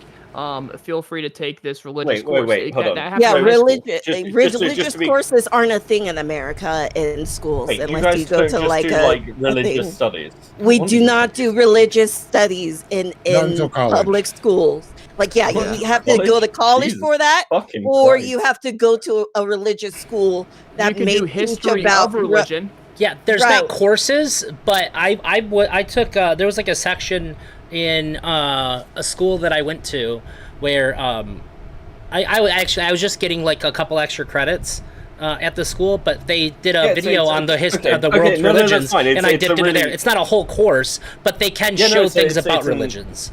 So we don't have any we've got like our exams that we have at 16. You have to take religious education for those exams in the UK. We don't do that. And you're taught from a young age. That's okay. Yeah, no, fair enough. I mean, like, fuck. I mean, yeah, doesn't surprise me, I suppose. But like, yeah, sure, okay. I guess. Fuck. No wonder this. Well, that explains a lot of the American theologians I read. Yeah, why do you not understand why we have mega churches? You now get it? I fucking god. Do you know what? I'd like to change my position on all of this. I think you should just outlaw American education because I think it's doing more harm to all of you than any good. I think it's a fucking mess, and I think only those of you that can afford it should be allowed to be educated, and you should all be educated overseas in real countries. Have you ever seen a megachurch before, Beckett? You ever look at a megachurch and go like, "This is what Jesus wanted"? This is definitely Listen, what listen. God sent His Son here for. I'll give you this. I have one of the reasons that I sort of like left the church, and while I'm still like devoutly believing God and everything else, was the amount of experiences I had of going into churches and just feeling like they were empty boxes. I completely like understand that feeling, and I've got like plenty of criticisms for American evangelicals, and the massive things with seed faith and mega churches. I mean, fuck it. If you don't have religious education yet, I mean, like, what difference does it make? I guess ban it. What do you teach kids in America then? Like, is Math, history at least Science, compulsory? math, English. history. Common Core math. We're all about that Common Core math. And what is the metric system? What are you, a fucking mean, communist? What do you mean? What's that metric Here's shit the outta irony: here. we use the imperial system Yeah, in America. yeah, we and don't even, have that. Even the Oh, empire right, no okay. longer uses I the was imperial joking. system. I was joking. Yeah. Okay. I mean. Weather See, the joke kilometers. hit that hard, Just right? bring me to these panels to point out how fucked your country is. Is A that little the bit, sole little point bit. of having me here? We wait Oh, till yeah, you so leave and then we that's make fun of your fine. accent. But here's the Beckett. thing. Here's the thing. In high school, I guess you can take different courses. In high school, you can take like in chemistry, you can take like APUSH. You can take a bunch of other courses. It's not just basic Common Core. There's a bunch of other courses too, like personal finance. I personally went to a school where you could take coding. There's a bunch of other courses you can take in high school, but from like elementary school to middle school, it's very, very rigid, and it's very, very structured on what classes you take and when you take them. I have returned. What's going on? We're teaching Beckett what an American school is like. I mean, Oh, hey, okay, like so- Beckett, I appreciate you being here. Like you allow us just- the greater oh, context if- of why the Do you- Euros okay, are do you trash, guys- all right? do you guys wanna know- As a do you point of guys wanna comedy, know as a what- point of comedy, if Leith wants me to, I can explain how my school taught slavery in the 4th grade. No, stop telling the story. You beat it to death. I, as a white man who's a friend of black people, would love Wait, to hear do you that. want me So, to? okay. No, Do okay, you have actually, one black friend? I do, and it's Kai. I have one. I have one as well. No, it's Not- fine. It's fine. I date an Indian woman, so I'm definitely not racist. Wow. Hold on a second. There is Hey, an my- issue my- with my- American history in general. Debate Mama has absolutely no context of why I'm doing this, and I understand it looks really bad, but please understand that this is what someone basically did seriously. So now I'm just learning from her example on how to be a good ally. next week I'm getting dreadlocks. He's memeing into the sun. My dog Jack Hold wanted to him to say that. hello to everybody. He's just doing his thing. What's up, Jack? Okay, but like at school, I took drama, history, geography, designing technology, IT, religious studies, English, maths, all 3 sciences. Might and be nice 10 going optional to a stuff. boarding In school. high No, school? you can take Hey, listen, all those in high listen, school outside of religious listen. studies. Listen. All of that like, is we college. You can- gotta we pay can- for your money to like do that shit. We can meme on the boarding school stuff, but just know that I was beaten up daily from the age of 7. So it wasn't. You We knew, deserved we it. knew. You I did, deserved I did. it. No Listen, kidding, I'm ginger. kidding. I'm a soul monster. Of course, I fucking deserved it. Yeah, you Beckett, have I have no a question soul, that's for right. you. Oh Jesus Christ! Go on. How you're from the UK, right? Is this correct? I mean, I'm originally from South Africa, but yeah, sure. Okay. Are you So really? did you go to Another school in the person UK? is more That's African than even I am in this room. worse. Even Good. worse. Okay. 2 people more African than I am in this room, and I can't take it anymore. I'm from Joburg originally. Okay, yeah, Tolkien. Sure, go ahead. I understand. You're a white guy from South Africa, but you went to school in the UK, correct? Yeah. So how UK centric was the history classes? So, like, for example, when I was in World Histories, I completely gave up on the class when my history teacher argued with me and said that Pearl Harbor was the greatest military sneak attack of all time. And I said, not when the Ostrogoths took over Rome and only 2 of them died because a statue fell on them. That wasn't the greatest one. Like, they had planes and everything, and like we just kind of knew and didn't act fast enough. Like, that's so to me. I didn't take any of my history serious whatsoever. Did you guys have any like weird skewed shit like that? So There's So always we're gonna be taught- weird. How did we taught know like about that. Pearl Harbor? we're taught Greek, like Greek history, Egyptian history, The Roman warning was history, sent 2 hours and after it like happened. loads Jesus of Christ. that stuff from the age of like 6 or 7. I guess is when we start getting taught that stuff. Generally around GCSEs, so like 14 to 16, we focus very much on the world wars and what would be considered like modern history, if you like. But that's fairly broad, like, and that reaches across like multiple like world spheres and geologies. The Middle East is not very well taught, and colonialism isn't very well taught. Okay, so there is a little bit why? of like UK dick waving there in your history as well. It's I mean, almost it's like very everyone does that. Yeah, I- yeah, that's, what I'm it- trying to it find, is- that's what I'm trying to find out. Jesus Jesus. Christ. Yeah, I mean, part of okay, so it's a twofold issue. So, like, firstly, there is so much more. It's not to a cover twofold with the issue. UK, Every so- country waves No, no, their no, own no. dick when they teach history. Yeah, it's kind of like the Ours thing is you do. no. Ours is No. Ours is. I'm just not ours is pretending to got, know.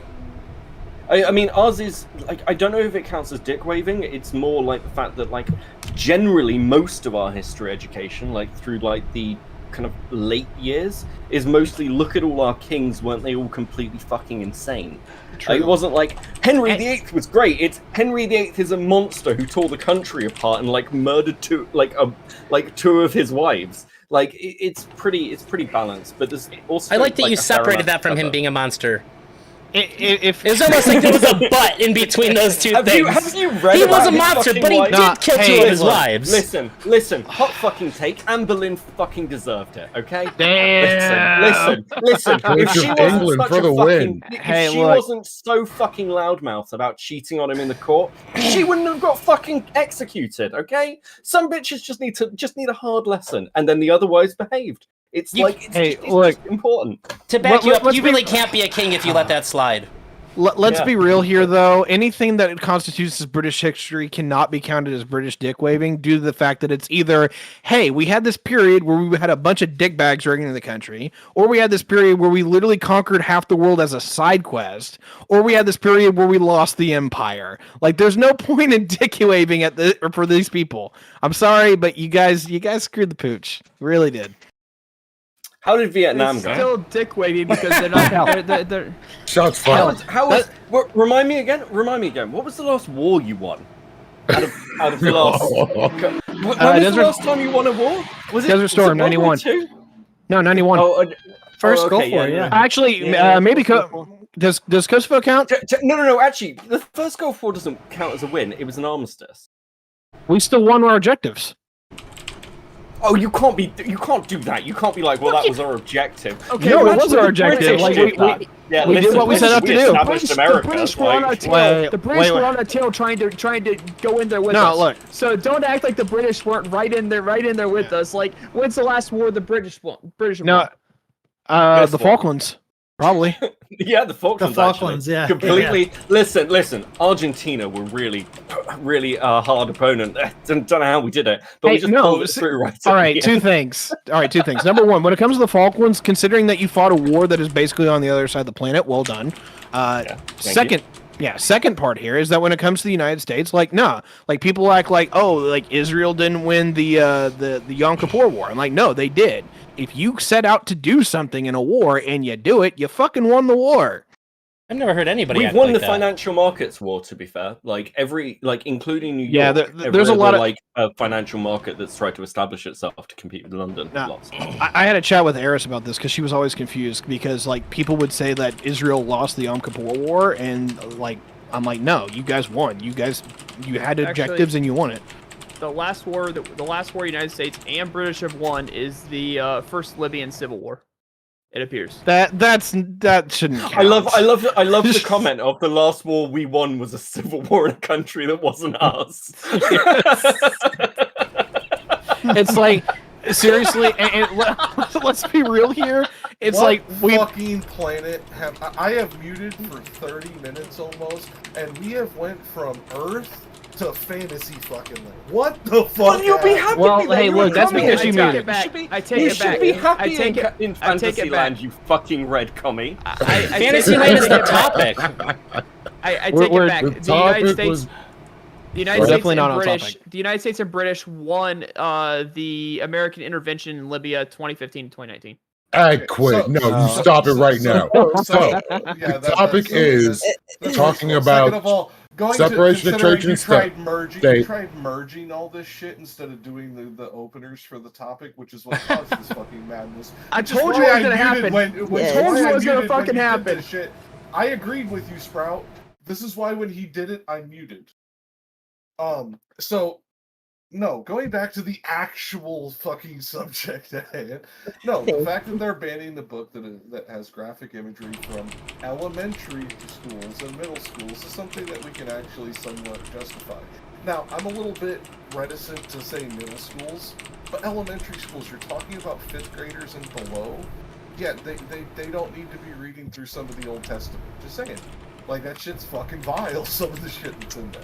And I don't mean this to be, like horrible, like, oh, Christianity bad. No, I was raised Catholic, that's not it. It's just, no, this is stuff that is way too graphic, unless you were talking, like, a kid's dumbed-down version of the Bible, way too graphic for children in 5th grade or below. I agree. Same. I just don't think that the violence is probably the thing that I'm worried about. Well, I know, but if we ban all religious texts... Hold on one second. Okay, my thing is this, is that like we can ban it from a school. I'm all right with that, but I'm also with that too, up until middle school, so maybe 5th, 6th grade, right? And then you can get into middle school, you're able to start thinking critically, like we can maybe talk about it, right? But like the thing that everyone failed to mention is there are libraries, y'all. Fuck the school. Fuck school library. If you want to really go and check out something, you're gonna go to the library. You're gonna get yourself a library card if you don't already got one, and you can go there and be like, Mom, Dad, I'm gonna run away kind of for a couple hours and read this text at a library, or take this text with me Here's from a the thing. library. I'm not gonna take it from Can I my ask what year actual we're in? school. Here's the No, thing. kids have that You can opportunity. also you can also have go I to fallen so for a fucking. It's the. you can also listen, you can also go to the a bookstore. internet exists. Like You fucking. can What also- are you you- talking about? you can also- the you can also go internet to- exists. You What can is also go to a going- like, bookstore what is going on? buy these books. You can go on your phone, look these books up, and get the PDF version. You can For download free. the apps of these books. You can you can go on your computer and pull up the entire book and just read through the entire book on a website. Okay, Like okay, I'm but- confused on how you think that like. Okay, Well, but well, I've no. well- I've actually got a question here of like, have any of you got nephews and nieces? Like, I have like- children and Oh, yeah, I do. And I forgot, have- but I do. like, okay, so the idea that kids aren't exposed to something like violent or aggressive in the modern age is crazy. Like, It's No, one yes, thing I- reading It doesn't mean I'm it. not it saying doesn't, that it doesn't they're mean not it has to be exposed to it. available in the library. Yeah, and that's all I'm saying. but the point is by that by the same metric, I would take certain of Kipling's books out of the library for 5th grade and below. Not ban them from all schools, just out of age inappropriate. Okay, but the environments. difference is here, and I'd argue this for younger kids in particular. Like, we're talking about reading age as much as anything else from a comprehension level, right? So when like No. for instance, if somebody if you're talking about like somebody like talking, I don't expect let's say- someone who can. I don't expect someone who can read to understand philosophy. yeah, Don't but I- expect but- a third grader no, to that's not- read that's not and what- understand That makes the Bible more Bible. dangerous than no. What he is saying is that they may not potentially get the same level of graphic intent and graphic imagery that we get out of it due to their lower life experience, which is I actually think at it's least I think it's a logical fact of point like to think what about, yeah. kid that age wait, is going to what sit down part- on their so- own and actually read the Bible unprompted. Christians part who of- what- so already what would be part- reading it. That's why I didn't have an issue with it being there. So, what part of the Old Testament saying that God told, I think it was Joshua to, I don't think, maybe it wasn't Joshua. I don't know. God told a prophet of his, basically, essentially, to go and take over this, take over this other nation and kill every man, woman, and child. I'm not sure on what other intent you could pull out of that as a kid besides kill every man, woman, and child. I just don't see any other interpretation for that. I don't see an alternate interpretation. Well, there's only one story that really gets all the reasoning for keeping this Song book of out Solomon? of children's. It would be the story of Sodom and Gomorrah. That would be the one to keep the book Oh yeah, out Sodom of the and school. Gomorrah. Well, and What you about know, the song? What about the Song of Leviticus. Solomon? What about Like, the Song Well, of Solomon? because of like, Basically, this dude offered up his 2 daughters who had not known a man to an entire city of people, and then basically slept with his daughters and had kids with them by the end of it. What are we broadcasting to a middle school? He let the whole town fuck his 2 virgin daughters because they were gonna rape the angels. And the dude was like, well, I don't want them to rape my daughters. However, these are angels. Like, I guess I don't want God to, like, hate everybody forever. That's what happened. Well, about just the saying, song- that would be what- the one to keep people out of things. Yes. What about the Song of Solomon, though? What about that one? Like, I'm pretty sure that one's. I mean, that one goes into detail. It'll be better once they come out with an EDM remix. okay, but I just My want point- to go ahead, But sir. the point is, if we're not talking about analysis or anything else, and let's be fair, any kid that's analyzing the Bible at that young an age is either going to be doing it in a church setting or is going to be, fucking weird already. Let's be fair, even if they're smart weird, okay? Like, I don't see the same amount of risk there. And then when we're talking about like other texts that could be banned, like there's plenty of older stories and literature, things like fucking like Huckleberry Finn. Like, are we really talking about banning classics here? Because No, all of those keeping could them be out like, of middle schools. why? Because there's an age, and there's an age appropriate level for each and every book. And what basically what we're saying is keeping them out of middle school libraries more so. I'm not saying like investigate each book that comes in the middle school. I'm saying keep it at the library, the middle school library, right? So like We've been teaching these whatever. books to kids for generations. Have you been to the South, where it's the most religious? Okay, but yeah, We sure. teach it in but- high school. Yeah, but it's not. We're not looking. We've not like previously been looking off. Again, maybe it's America. Fuck it. I don't know. Like I don't know what's Well, going. American you also- Christianity is a particular flavor. You also have to realize that Europeans are much more okay with nudity than Americans are. Like, vastly more okay with nudity than Americans are. Based. Depends on the particular culture in Europe, but generally, yes, you're accurate. Like, Not just you're nudity, gonna- anything you're not- remotely you're not sexual or gonna- intimate. You're not going to Yeah. see a whole lot of nudity in, say, Poland. Yeah, being Britain, accepted. renowned and known for their lovers. Like fucking. what are Well, we doing I mean, if you go by American women, the British accent is widely considered the sexiest accent on earth. So I mean, whether you guys live up to Like, the that hype should be or not, Irish. you've got Wait, to wait. That Wait. is so true. I Wait. do love me some men with an accent. It's just Hey, explain this to me. How is it that Brits are seen as the sophisticated people to Americans, and yet to the Europeans, you guys are literally junkyard trash? Like, how did that happen? Because we kept beating them in wars. That too. You mean you kept bankrolling them in wars? Let's be real here. You let them do the fighting for you. Depends on the war, but yeah, sort of. Yeah, like Listen, everyone listen. else fights for you. You don't do your own fighting. You never have. Well, no, don't. I say don't know, that. I don't know, You- like- you were talking about at one point in time, this was a navy that was literally legally required to be twice as large as the next 2 navies combined. Oh, It no, was no, no, no. literally Look, in look, law. Hey, look, God bless the Royal Navy. For real, like you all did some work. Here's the problem though. When you have a navy and everyone else has an army, it's not necessarily a fair fight, okay? That's all I'm saying. Well, this is true for people like me too, who are long distance shooters. It's not exactly a fair fight when you hit the ground before the sound of the shot hits you.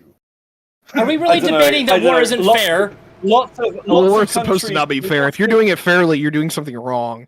Lots Ooh. of lots of It's supposed to be countries, lots of humane. countries had armies. Lots of countries had armies, and they couldn't deal with Napoleon. But when it came to taking down Napoleon, Britain played a pretty big fucking part with our just a navy. Thanks. And Hey, twice. no, look, for real. Like, you got 2 things. If there is ever a point in all of British history, and I'm not fucking around when I say this, where the Brits deserve credit for their army, there's probably 2 points. Number 1 is fighting Napoleon, because you guys actually do quite a bit of work in the Peninsular War.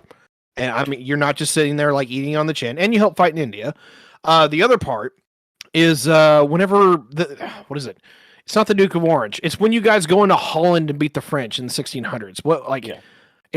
I can't remember his name. I can't remember the battle, but I'm thinking it's like 1632, and like France is kicking everyone's teeth in, and somehow the British Army, which is not a thing half the time, suddenly shows up and just manhandles an entire French army that's like twice its size. Like, how did you do that?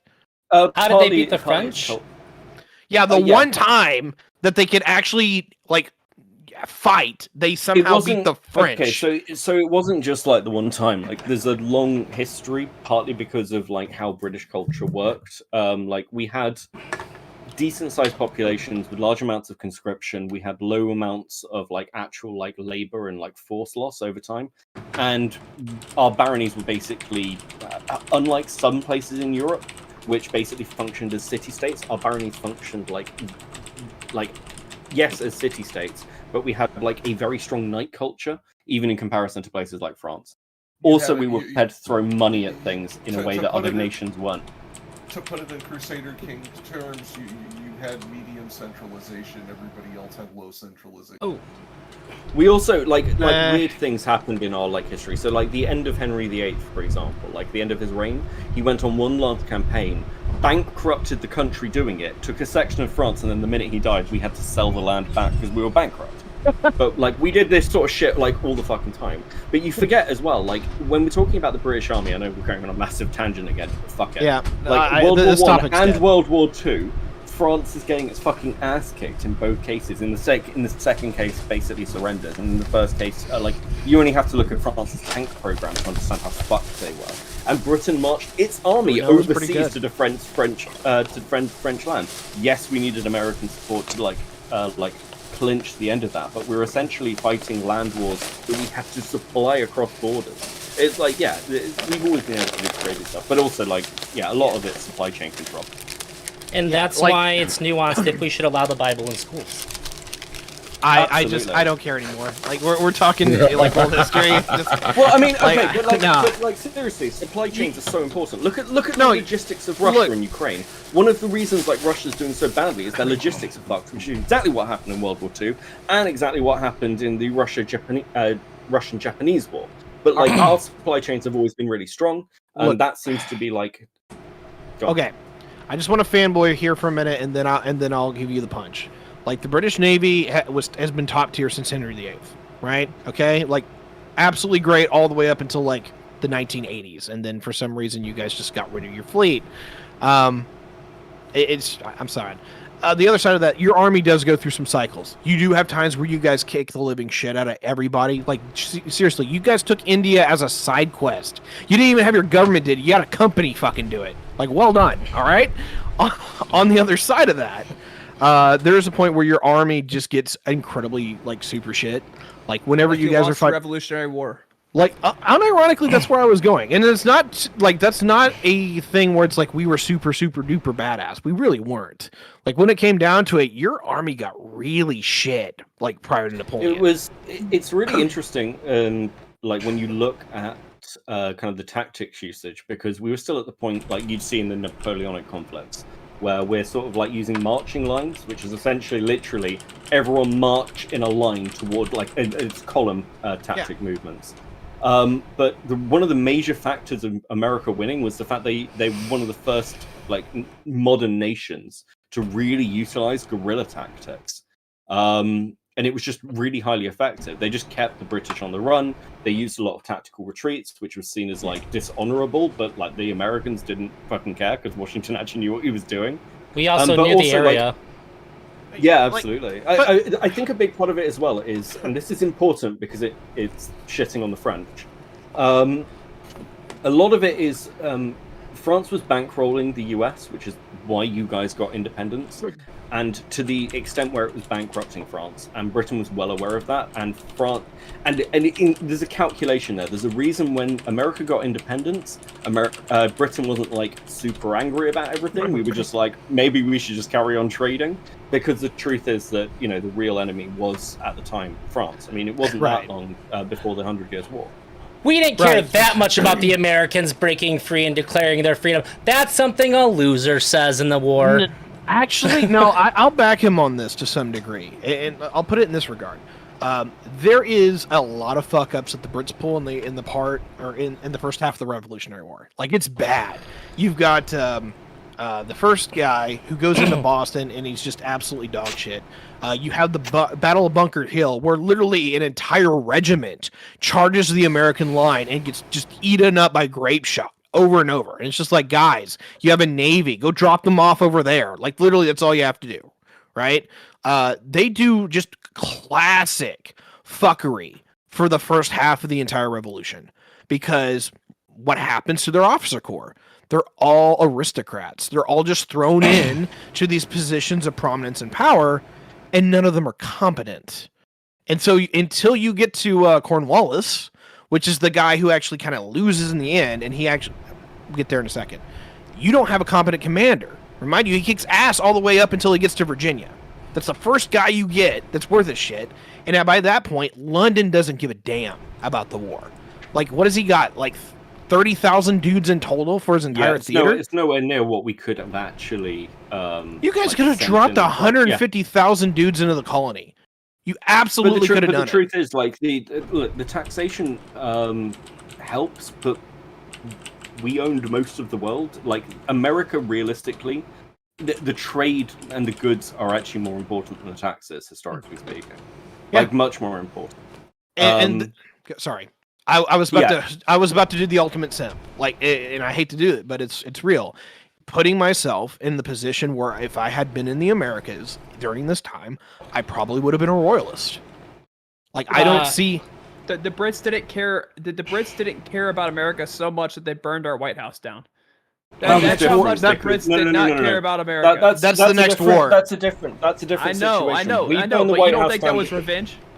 No, I don't. I think that was. I think we declared the war. A little bit of revenge there, but like America was marching into like British territories up in Canada, and those lines were very, very specifically drawn. And like the other things happened like later on and around the periods, but you can see from the border drawings that essentially both sides wanted to end that conflict. And the fact that Britain is able to march in and just burn the fucking White House down, like, is a clear sign that if we wanted to win that war, if we'd really wanted to apply ourselves, we would have done. But it just wasn't the priority. Well, and ultimately, do you know what the priority was? The South. Well, the priority was Napoleon. If you're burning down the White House and we're letting it happen, because this is before Napoleon. This is before Napoleon, but still, like, France was. No. 1812 was literally during. 1812 was like a year before Leipzig. Yeah. Okay, sorry. I thought you meant the Revolutionary War. But yeah, like, I gotcha. Sorry. Yeah, because then like Louis still on the throne at this point. Well, no, but it's also the fact the reason you guys could not do so is the fact that to do so you would have literally been in the same paradox that France was. You would have bankrupted yourself. Yeah, you could have won the war, but you would have fucking came back to a goddamn fucking pittance of a country. I can't go with this because like the Brits put 80% of their resources into containing France. Not that I blame them, but if they had even tried twice as hard, particularly in 1812. To come at us, like, oh my god, they could have forced our annexation back into the Empire if they really wanted to. Yeah, yes, but then the Empire would have been horribly crippled. We had a lot more money than France. No, we had a lot more money than France. France had like literally bankrupted itself for multiple things. It was basically they hadn't gone through the same sort of like political change that Britain had, and we had a parliament and everything else for hundreds of years. France was still dealing with the 3 estates and everything going through the king. We weren't in that position. Yeah, like, we've had a constitutional monarchy for a very, very long time. I wasn't arguing that. I was arguing that the expense of trying to fight a war across a 3,000-mile moat was exorbitant, and trying to win the war here. I mean, it's expensive, but it wouldn't have put us in the position it put France in. France was already in a bad financial position before they. Not the same exact level, but you guys would have crippled yourself trying to get us. Well, yeah, I suppose that's true. I suppose so. Well, I mean, I can see the arguments for it, because you look at the effects that the World Wars had on the Empire, which was the real nail in the coffin for kind of like empire and territory control. But so this is the part where. But you were also fighting Spain at the same time as the war in 1812. That's also true. But no, they were fighting. Really like Spain were fighting Spain. At They the were same fighting time. in Waterloo Spain hadn't against happened the yet. French. Like you had to put your best land resources like Sorry, fighting on in the Spain, continent yeah. in Europe. There's just no Right. way. Oh, Can no, you they could- imagine? Oh, they absolutely could concede the war to Napoleon at a point on the land. Like this right now is doing a thing called the Peninsular War, and that's where the British are largely focused on. During that time is like the British could have pulled out. Like they could have let Spain go because they still had a navy that was locking and slowly choking out the French, and they knew it. Like literally, Britain plays the long game in the Napoleonic Wars. That's why they never make peace the entire time. They are openly committed to like beating the shit out of the French, and it's amazing. So one time they act like they're Germans or Romans, is that the French actually dig in. Well done to France on that Well, one. I will disagree with the one time, but yes. France has been based a few times in their history, going all the way back to the 1500s. So, Yeah, but yeah, no, France for about 300 years is just stupidly powerful. And the only reason why they don't like literally become the hegemon is Spain and Austria just box them in for the better part of 100 years, which means the British are able to actually like go out and develop the colonies, and then it makes them incredibly rich with that trade. But when it comes down to it, like the Brits do really good work when it comes to building themselves up. The French are incredibly powerful when we get to this point. But what I'm getting at is this: the Brits slowly improve. The French crash into obsolescence because the Three Estates are so bad they just cripple it. And then you go that full circle, and the Brits are able to literally manhandle them in one war. I mean, can we just blame Britain for what we need to blame Britain for in this importing bureaucracy all throughout the freaking world and making the DMV suck? What? I mean, What a as stretch. an ally of black people, I'll agree with you, Kai. Whatever I you say. think the thing we really need to blame them for, which you're overlooking, is just Beckett. I love Beckett. What the Can't hell? escape that. I was dirty. No, you can't blame Beckett. He's Irish in reality, so I mean. This is fair. actually I'm blaming Britain for I am Beckett. barely fucking English at all. Irish heart, I English think blood. I'm actually more Jewish than I am English, if I'm honest. I mean, shit.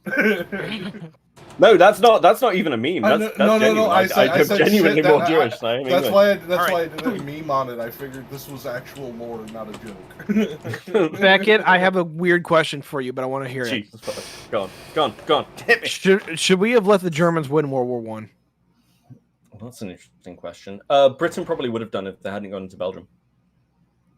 Well, that wasn't an answer. Yeah, maybe. Same with World War II. Like Britain was really hands off. It's only because this is what's weird about the World Wars. They're all like additional additional treaties that dragged everyone in, including like because it was all smaller powers fighting and then getting bigger powers getting dragged in. But Britain was really determined not to, especially after the Napoleonic Wars, not to have another fucking huge fight, especially not in defense of the French. Should Germany have been allowed to win? No, probably not, for a couple of reasons. So, Because of Germany. No. Wait. I want to defend this real quick. Like, it is amazing the level of difference that Germany is between World War One and World War Two. World War One, Imperial Germany is a beacon of Western civilization, and damn anyone who says otherwise. The problem is they become the anathema in Nazi Germany. Fuck those people. I can't believe the Germans literally 180 that hard. America, back-to-back World War champs. This part I'll agree with you on, but what I will disagree with Ty on is no, they ended when they should have because Wilhelm was kind of a cunt. Yeah, this was going to be my point. The Kaiser was like in comparison to his grandfather. The Kaiser was a lunatic. He dismissed his top. I've forgotten his name, but He dismissed Bismarck. Yeah, Bismarck. There we go. But Yeah. Bismarck's basically the person who built Germany. Yeah. He was.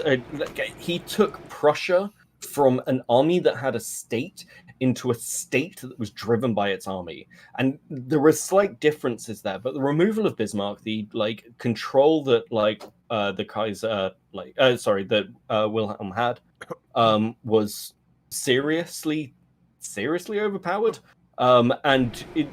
If Germany had won, I don't think that it would have led to any more stability, because the whole point was that Prussia and then Germany had always been on an expansionist bent, basically all through its history. Basically, So- if Wilhelm had died and his brother had been in office, I think you would have a point tie. But with him, no. So, all right, I'm maybe thinking a little bit grander scale here. I'm like, okay, Wilhelm II is probably one of the shittiest leaders in the whole von Hohenzollern line, right? Like literally easily one of the worst. Okay, I don't know, him and Nicholas. Let's be fair. Let's be fair to the Tsar who lost Russia. No, the von Hohenzollern, like the actual family, the dynasty that controls Brandenburg, Prussia. Yeah, so in all of them, they're pretty dog shit. Or he's pretty dog shit compared to any of them. Like, you've got Frederick the Great, you've got, half of the Fredericks are still badasses. And all I'm saying is this. Literally, the leadership in all of Europe, let alone, is dog shit when come World War I. Like, most of them are incompetent, to at least some massive degree. And then you have, you have what's just up before them, and honestly, what probably would have been right after them, is a whole generation of competent people. It's weirdly weird, and I do kind of think it's that strongman weak times argument goes full circle to where the Victorian age is full of these absolute giga-chads that are, both heads of state and head of military. And honestly, I think it's true. They make things so good that their grandkids are morons. And then those are the people who launch World War I. So they fall into the Chinese curse of, struggling generation builds up the wealth, the next generation lives on the wealth, the third generation spends the wealth, the fourth generation's back in poverty. Kinda, yeah. I mean, okay. Yeah, but you're speaking of moral bankruptcy as opposed to actual physical bankruptcy. The moral bankruptcy leads to the physical bankruptcy in this. Oh, I don't disagree. This is what I'm trying to tell my dad right now, is like, he's got this idea that we're like, and a lot of the right believes this, and I get why, but they need to stop this shit, is that, like, they keep waiting for an elected leader to kind of, like, shift the direction, and that, like, it's something that we can all get on board. And I'm like, guys, I love you, and you should know better than this. But responsibility and, like, decency don't come from the top down. It comes from the bottom up. Especially when you are a successful empire that is bleeding out of its nose in sheer wealth. Like, what do you think your leaders that you, like, claim are so corrupt are, like, the way that you think that they are? They're not actually corrupt. They're doing what a democracy is supposed to do. The problem is the standard for keeping them in control is higher. And we're not answering that call. It's like, hey, look, you guys still have to be ethical. In fact, you have to be more ethical. Because if you don't, everyone gets into a fight over, like, all the wealth. Like, we've seen this over and over again. Please, America, don't be the next Rome. I've just been reminded by my chat that the Habsburgs existed. Yeah, that happened. I just want to highlight Okay. that's a dynasty that ended with the autopsy of the final Habsburg said that there was no blood in his body. So yeah, okay. What I would say is, like, with America, and because we're coming, well, let's just fucking, like, roll with it. Because we're coming up to the primaries now, and I think that it's going to be. Listen. I've already said that I'm putting money down on DeSantis to win. I think DeSantis is the next U.S. president. I think it's an obvious outcome on multiple levels, but I don't think it's going to change anything. The problem America has is the same problem that a lot of nations have in kind of the modern digital age. There's no, like, unifying factor. There's no shared cultural stuff anymore. So there's two things here. On one side, the internet's kind of an extra step, because, like, a community that should be a couple thousand is now a couple million, right? Like, it's just the scaling community went up and it got stupid. And, like, we don't account for that. But on the other side of that, I think the United States is the closest thing to a second Rome we could have ever got. And we're kind of following right along that that step-by-step process, just on a speed 2 multiplier, right? Well, look at where we would be now. Like, we're at the Grocki brothers, and Trump reminds me of them quite a bit. He's not, like, completely as bad as them, but it's getting there, right? So, like, where I'm at is that I'm looking at this on a level to where we know that we are successful We know that we actually have a lot of shit riding on the line, and I think the reason why we're going to hell is that we're not having that conversation of, oh, hey, we don't have to work less, we actually have to work harder. And that's the thing that I think just people are completely tripped up on. If America falls, and that's an if America falls, we will fall from the inside. I absolutely agree, but this is the part that terrifies me, right? What was Rome after the Republic? Like, don't get me wrong, the last 100 years of the Republic are dog shit. Like, it's literally like 7 years of civil war. But after that, it's like an authoritarian, like, lightning rod that can just go in and blight anybody it wants to. Like, holy crap. Like, this is the America that would declare war on China and win. Like, I don't want to see that. Like, really, I don't. Because we wouldn't just, like, be like, hey, we're just going to starve you out like the democracy would. The authoritarians are like, no, we're putting ground troops in East Asia and we will win that fight. Like, holy crap, no. Just for history reasons, I want to see that. Just for historical reasons. I could actually understand that, but I don't. Like, I don't want to see it. Like, don't get me wrong. Because I'm going to live through that. My kids live through that. I don't want that. I want an America that is actually Chicago that beacon. looks very upset. I want an America that's a beacon for liberty. I really do. Like, I don't want the one that's just like, hey, I will make the idea of freedom and democracy look like a damn joke. Either I have stunned everybody. Jack. So on that note, that seems like a great period for this amazing conversation that we've had. So anybody that needs to leave, I'm going to go ahead and let you guys get an outro if you'd like. It's DS. What's going on, buddy? He'll be back. It's no longer DS. Welcome back. Yeah, so Ty, I chose the Bible ones and still got fucked. I just got excommunicated. Fuck Benedictus. Every fucking Pope Benedict is a fucking cunt. If anyone doesn't know what he's talking about the Paradox interactive game called Crusader Kings 2. It is a wonderful game. It's got a shitload of DLC, and I know that build's going to look really good, but remind you that I have somewhere around 400 hours in that game, and honestly, I should play it like double that. I literally have probably spent $1 an hour on the amount of that game I play. It's a wonderful game, has great replayability. So you spent $400 on it? Or you can do. Like I've probably spent that much because it's got 8 years of DLC in it. Right? 250. If you go and buy all the DLCs as a bundle, it's $256, bro. Okay, then I spent 50 cents a play hour. Like, I can't bitch about that. Like, fuck. And that's if all the pricing's the same as what it was, which sometimes it isn't. Yeah, or you have the option now that it's a free game to do what I did. I'm spending $5 a month and I get all that fucking DLC. I mean, that would work.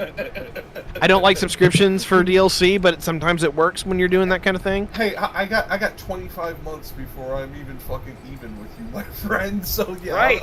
I got the better end of this deal. Well, $5 a month, yeah. Like you'd have to do it for a whole year before like it actually like worked out in your favor. 2 years.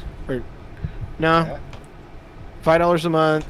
12 months. What? That's 100. That's not 120. No, that's not. That's 60. That's 60. Yeah. Is it 60? Oh, okay. I'm doing bad math. Yeah, no, I said 25 months. So 4 years. So 4 years. Because I'm accounting. This is why the educational system has failed you. I'm actually a little stoned. Okay, let's be real. In 4 years, you would spend $240. Yeah. See, my point is, okay. I'm saying 25 months because in 25 months my dollar will be worth less as well. Yeah, fair enough. All right. Yeah. So, yeah. Number one, I had gotten sober so that I could apply for some jobs because this has not been a fun year, okay? But anyway, I got sober to apply for some jobs. They all turned me down anyway, so I decided to break with that tradition today. So it's been great. It's been great since I got home. Well, here's the thing. Hey, Tiberius. No, real quick for Tiberius. Biowizinator, my G. Biowizinator.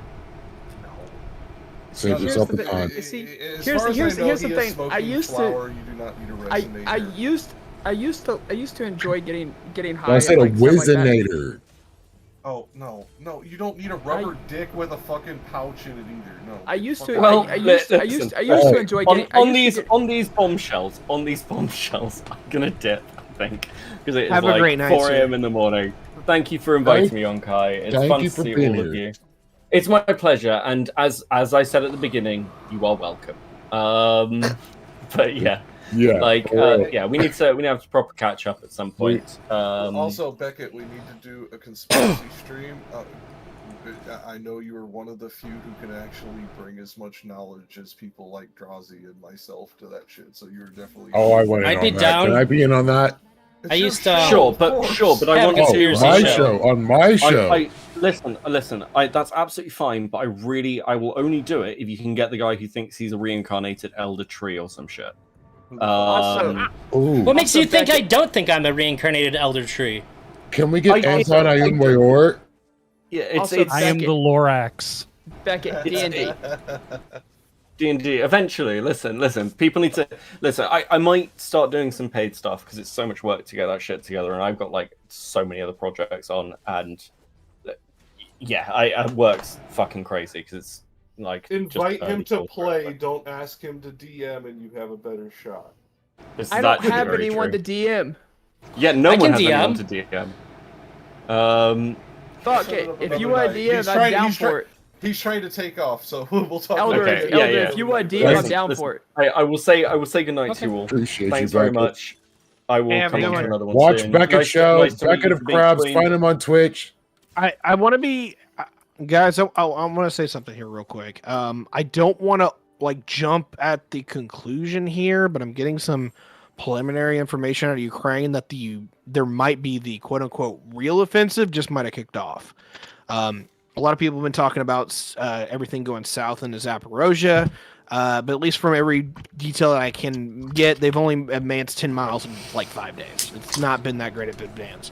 But it looks like they might have just started an offensive in Luhansk, and there's a lot of movement getting reported out of there. So I'm very curious to see if they actually fooled the Russians into doing that whole thing where, like, I'm actually attacking here, but no, I'm actually going here. I'm very curious to see if they're doing that again. Have we got a Samantha, by the way? Yeah. No, Yeah, no. yeah, the name in here is literally Hitler, but yeah. Perfect. Wild Samantha has Perfect. appeared. Right, and on We that appreciate bombshell, it. I do have to go. But Take care. I'm being He replaced by didn't someone run. better. He didn't run. Right. See, look at that. Later. Beckett being replaced. Great replacement happening in real time, guys. This is We what are happens when you replacing become a true gingers. black ally. You Have get you not- replaced. I understand. Okay, goodbye, Have you not seen this wish.com, even Ed Sheeran, go to replacing bed. gingers? We are Hey. eradicating gingers. Since Samantha is here, hey, are you hearing anything as far as what I just said? Like, is you get any reports like that? Repeat. I just showed up to just start shit. I don't know what you're talking about. Let's go. Okay, so you know how they've had like the like offensive started on Monday in Ukraine where they started going south. Yeah, so like as far as I'm hearing, as far that towards that advance, it's only been like 10 miles in 5 days, right? That's been pretty slow compared to what they pulled off last year. Well, it's a little bit more and a little bit less depending on which part of the line you're talking about. But Drowsy It's a- Queen, please don't leave yet. I have something to ask both of you before. Okay. okay, So- the average, if you were to average out like the push forward, you're looking at about 20 miles, to be honest. Okay, that's fine. I'm hearing a little bit different, but that's you know, Yeah, at like I least said, still in the it's ballpark. depending on where you're at in the line. Mhm. Some parts of it haven't pushed forward at all due to like heavy they're Thunderstorms Quan, yesterday. trying to think of words here. Like a stronghold type environment in a certain place. Yeah, I get you. What I am hearing though is that there's a lot of movement now being reported in Luhansk, like right in the middle of kind of like the front or the sector there where Luhansk kind of opens up.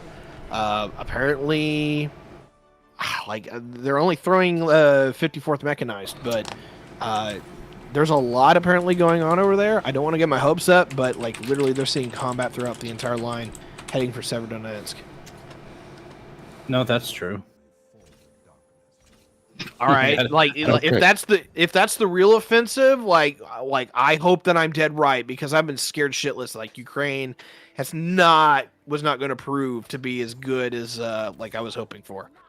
Like they should be able to kick the Russians' teeth in right now. Oh Like, yeah, so the, far the they're people leading in the South right now are good people, good, definitely Ukrainian people, totally not foreign nationals leading that offensive.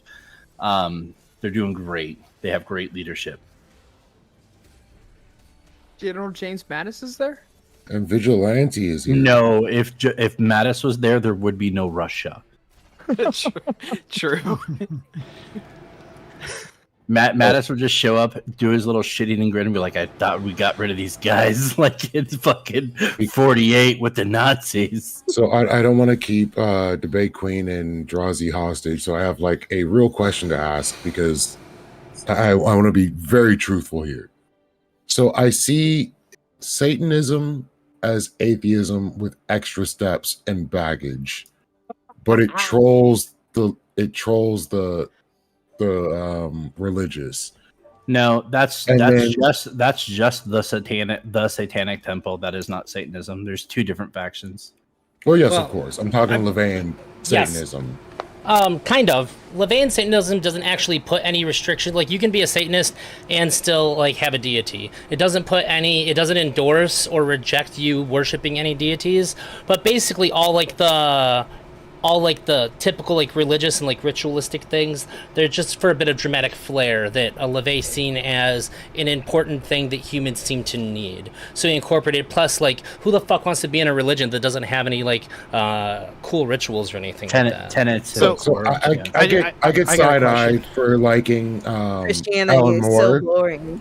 I get So- side-eyed for Yeah, liking Alan that's Moore. what I but he's thought a about high Islam. priest in the Sacred Order of Glycon. He knows it's not real, but he likes to do it. That's kind So- of what I see. All right, can I gotta ask this Yeah. question because I know, like, I know there's some people who take like Satanism like super seriously. I and, have a like, there's second whole part thing to about it. this. Just keep in mind. I have God a second damn it! part I'm to sorry. this. I was a Satanist for really a want very to long ask time. Go ahead. No, but it's- I have a all second right, part no. to this. So, I don't know a lot about Satanists. I know that there's some out there that are just like, basically, I would call them LARPers, right? They're just trolling because they're like, I gotta piss off the the normies. But I know there is others that have something serious about it. But like, I'm curious as to what the tenets are, like what these folks believe that separates them from Christianity, but makes them Do as Sure. thou you know, wilt. good. Yeah, I got you.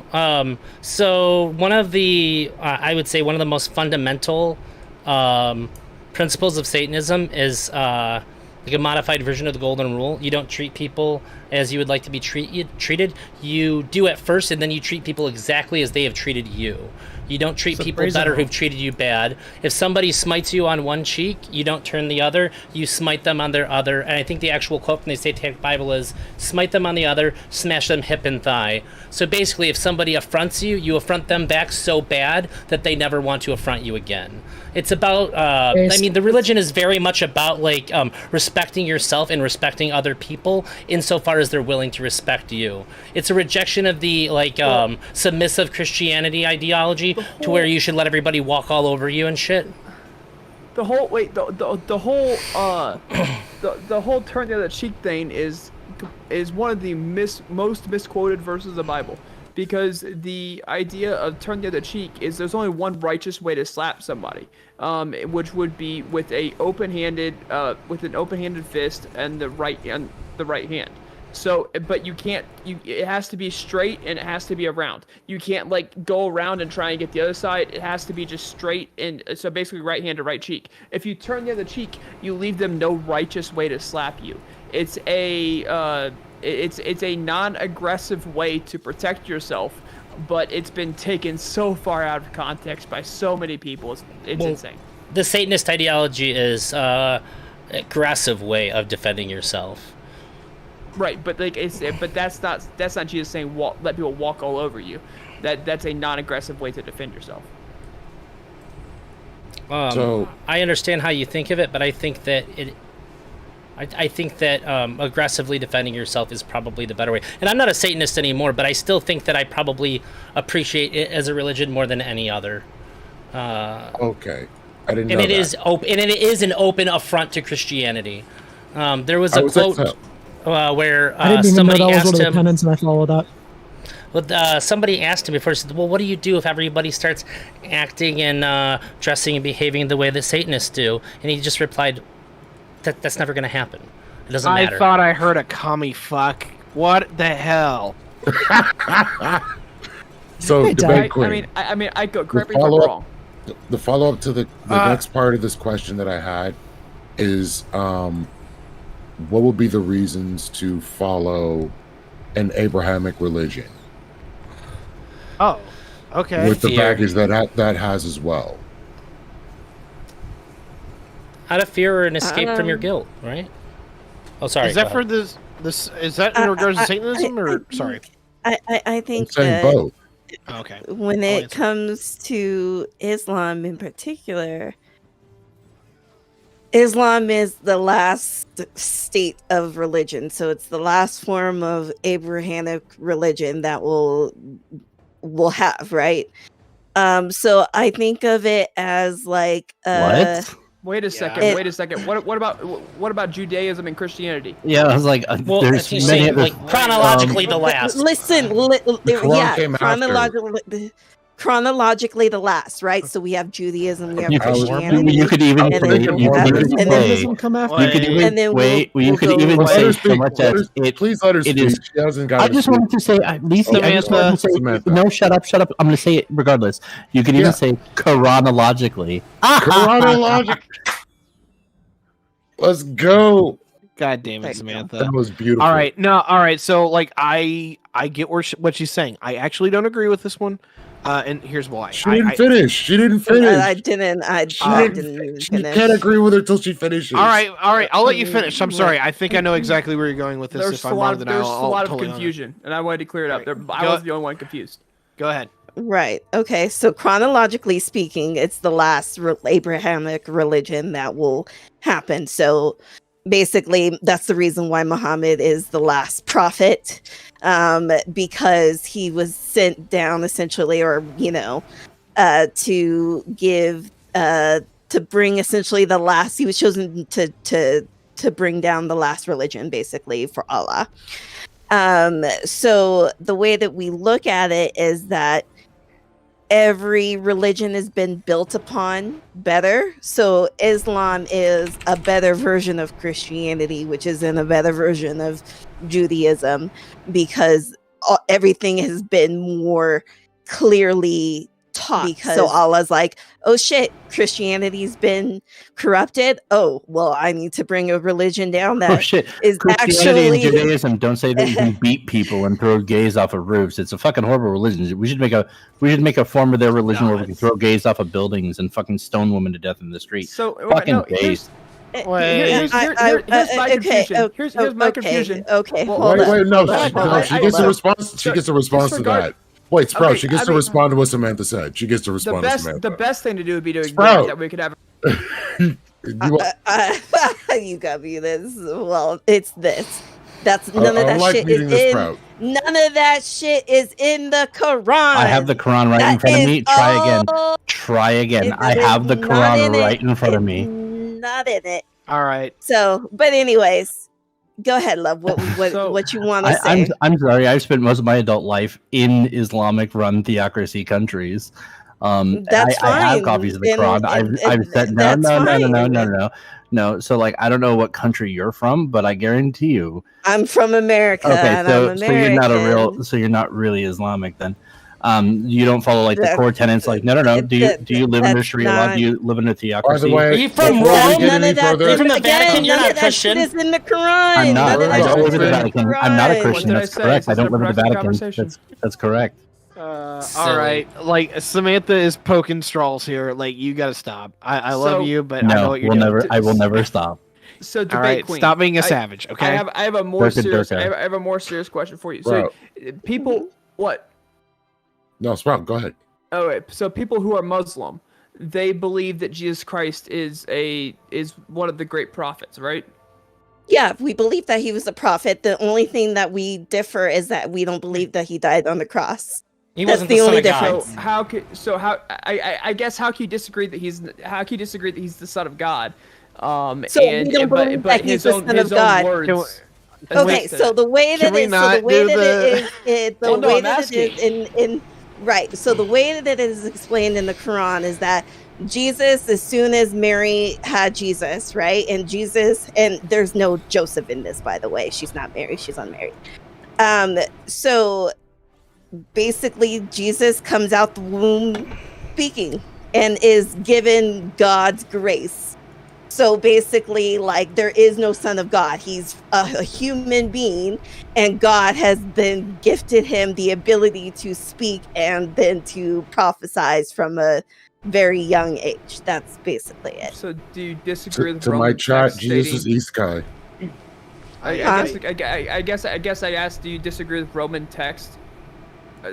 Roman text that back up the idea that Christians have that Jesus was crucified for. Well, okay, being so the but that's quote-unquote what I'm king of the saying. Jews. Like that may be all fine and dandy, but like I'm just saying that like we just don't think that he died on the cross like fully. We don't think that he rose from the dead after 3 days. You know, we believe that once he died and went to heaven. Like, you know, he was spared from being on the cross essentially. Muslims are Right, just a little less Rest of it I gullible. understand. It's just die on the cross. It's there's Roman text that. Goes Yeah, with that that's as well. fine. That's fine. So I There's mean, no they're historic. Proof. I want to answer Lethe's question if I can. Ooh. Yeah. So like I'm an atheist, but I'm gonna say that if there's a religion An that you can atheist want, answering my atheist question. Let's go. yeah, no. So I'm an atheist, but I'm gonna say this: if you can actually like get away with believing in like one of the Western religions, I'll vouch for all of them as being at least somewhat decent. Like go for it. Like the problem that I have is that the God that they actively believe in is just completely unfathomable to me. I cannot get my head around that one. I'm 100% behind the communities that they try to build. I'm 100% between like trying to instill like moral virtues into people. Like I know that there's some levels where it's just like, what's the word for it? There's a level of repugnancy in that it hasn't adapted fast enough into like the modern world. But when it comes down to it, it's 5,000 years old of history and morals that have kind of been built up. Some of them are disregarded. Some of it's openly dogmatic to the point of stupid. But for real, it does humanity a lot of fucking good. If you literally just go to any secular institution versus going into a church, and you're going to find like 3 times the children. You're going to have a lot more people that are engaged in their own communities who actually know their neighbors' names. Like, this is a good thing for people. Like, absolutely, you should. I hope you can believe in these things. I just can't, at least on a fundamental level. And I wish I could, but it doesn't compute in my head. Tiberius, Christians would say that they too cannot possibly fathom God. God is too large and too glorious to be understood by the human mind. This is a concession that any Christian, and I assume Muslims would also make. There's like an old parable of a kid filling up he has a cup and he's dipping it into the ocean, and this guy says, what are you doing? He said, I'm trying to put the ocean in this cup. And the guy says, that's crazy. You'll never be able to fit the ocean in that cup. And the kid says to him, because I don't know, he's a prophet or something, says, neither can you fit the idea of God into your head. Like, I get that. Like, I your get reason that, for but, not believing is like a justification for part of why Christians do believe. like, I get that. I get where they go with that. I think it's like some really shit circular logic when it comes down to it. Like, when I think about all like the arguments for God, I get almost all of them to a level. But there's like just the fathomability of God creates a universe. He gives us the ability to largely process morals, right? We can understand like there are things that seem to be pretty good to do and things that seem to be pretty bad to do, whether you believe that there's any absolute morality or not. Okay, you take that and then you go by almost every moral metric you can possibly like put the universe into, that God is a dickhead. I mean, an absolute holy shit, like you created this. This is a monstrosity. Like you, like Siddhartha was right. Life is suffering. Oh, God. So I'm not a Christian, but can I give you sort of like my pitch? This I've spent a lot of dunya time is thinking about suffering. this. All right, go ahead. So you can't view anything in the Bible as if the Christian God exists, the Bible has to be the absolute opposite of literal. The only possible way that the Bible would make any sense to be a holy text is that the Christian God in his actual glory was able to inspire in man to produce this book that no matter how many times it's mistranslated, no matter how many times it's changed, all the different things that have fucked up the Bible from the original message, it is designed in this way to actually have that happen so that every single person who seeks God can pick up that book, read from it, and get God's message for them individually in that moment as he intended. There is no other explanation for the Bible being the Word of God, and this would truly be the glory of a being as great as the Christian God.